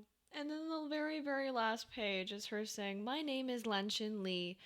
I am a cub reporter for the Daily Planet. I've worked hard to make Metropolis, the city of tomorrow, my home. Just like Superman. Ah! Yang, how could you do this to me? Ah! All right, so that's Superman smashes the Klan. Oh gosh, this episode was We so long, guys. I'm so It's sorry, very but there was long. so much stuff to cover. I am not sorry because this book is very good and it deserves a whole 2 episode treatment. You know what A I two very long generally episode treatment. Yes, two very long episodes. But you know what I generally find kind of fascinating is that like I was really planning on sort of again like going with like the screenshots and the notes that I had made, but like a lot of the stuff in this is hard to talk about without prior context. Like if you want to know what happens on page 107, you need to know what happens on the other 106 pages. Like you can't just like you can kind of, but you have to like explain what happens in the subsequent pages for you to like understand what happens next, if that makes sense. Like Yeah. This story This is has a been like cut of all the fat. yeah. This is a very intricately designed story. Like Yeah. everything kind of really does work together and has to exist in the orders and way that it does in order to really work. Yeah. No, it's really really good though. Yeah, no. I did tear up quite a bit because that last All part right. just makes me cry so hard. But okay, we're done now. Do we have any last remarks before we put this away for a while? Read this comic right now. Right now. Go buy it. Right now. It's very worth it. It's really worth it. This is probably some of the best money I've spent on comics. Oh, Straight up. absolutely. This is the only Uh, money I've ever spent on comics, and it was worth it. all right. So we got it for the long run. Uh, no gems of the week this week. I think we are already, I think like 2 hours of Yes, something we have in. already exhausted we all of our time. we can take a little bit of break on that one. Okay, so Well, y'all have a look good rest of forward. your week. Yeah, look forward to 2 weeks from now. We're gonna have a fun one for the next episode. I'm looking forward to it. Bye.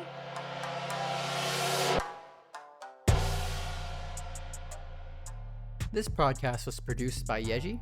It was created and written by both of us. It was edited by me. And the cover art was done by my good friend Emma Nebecker.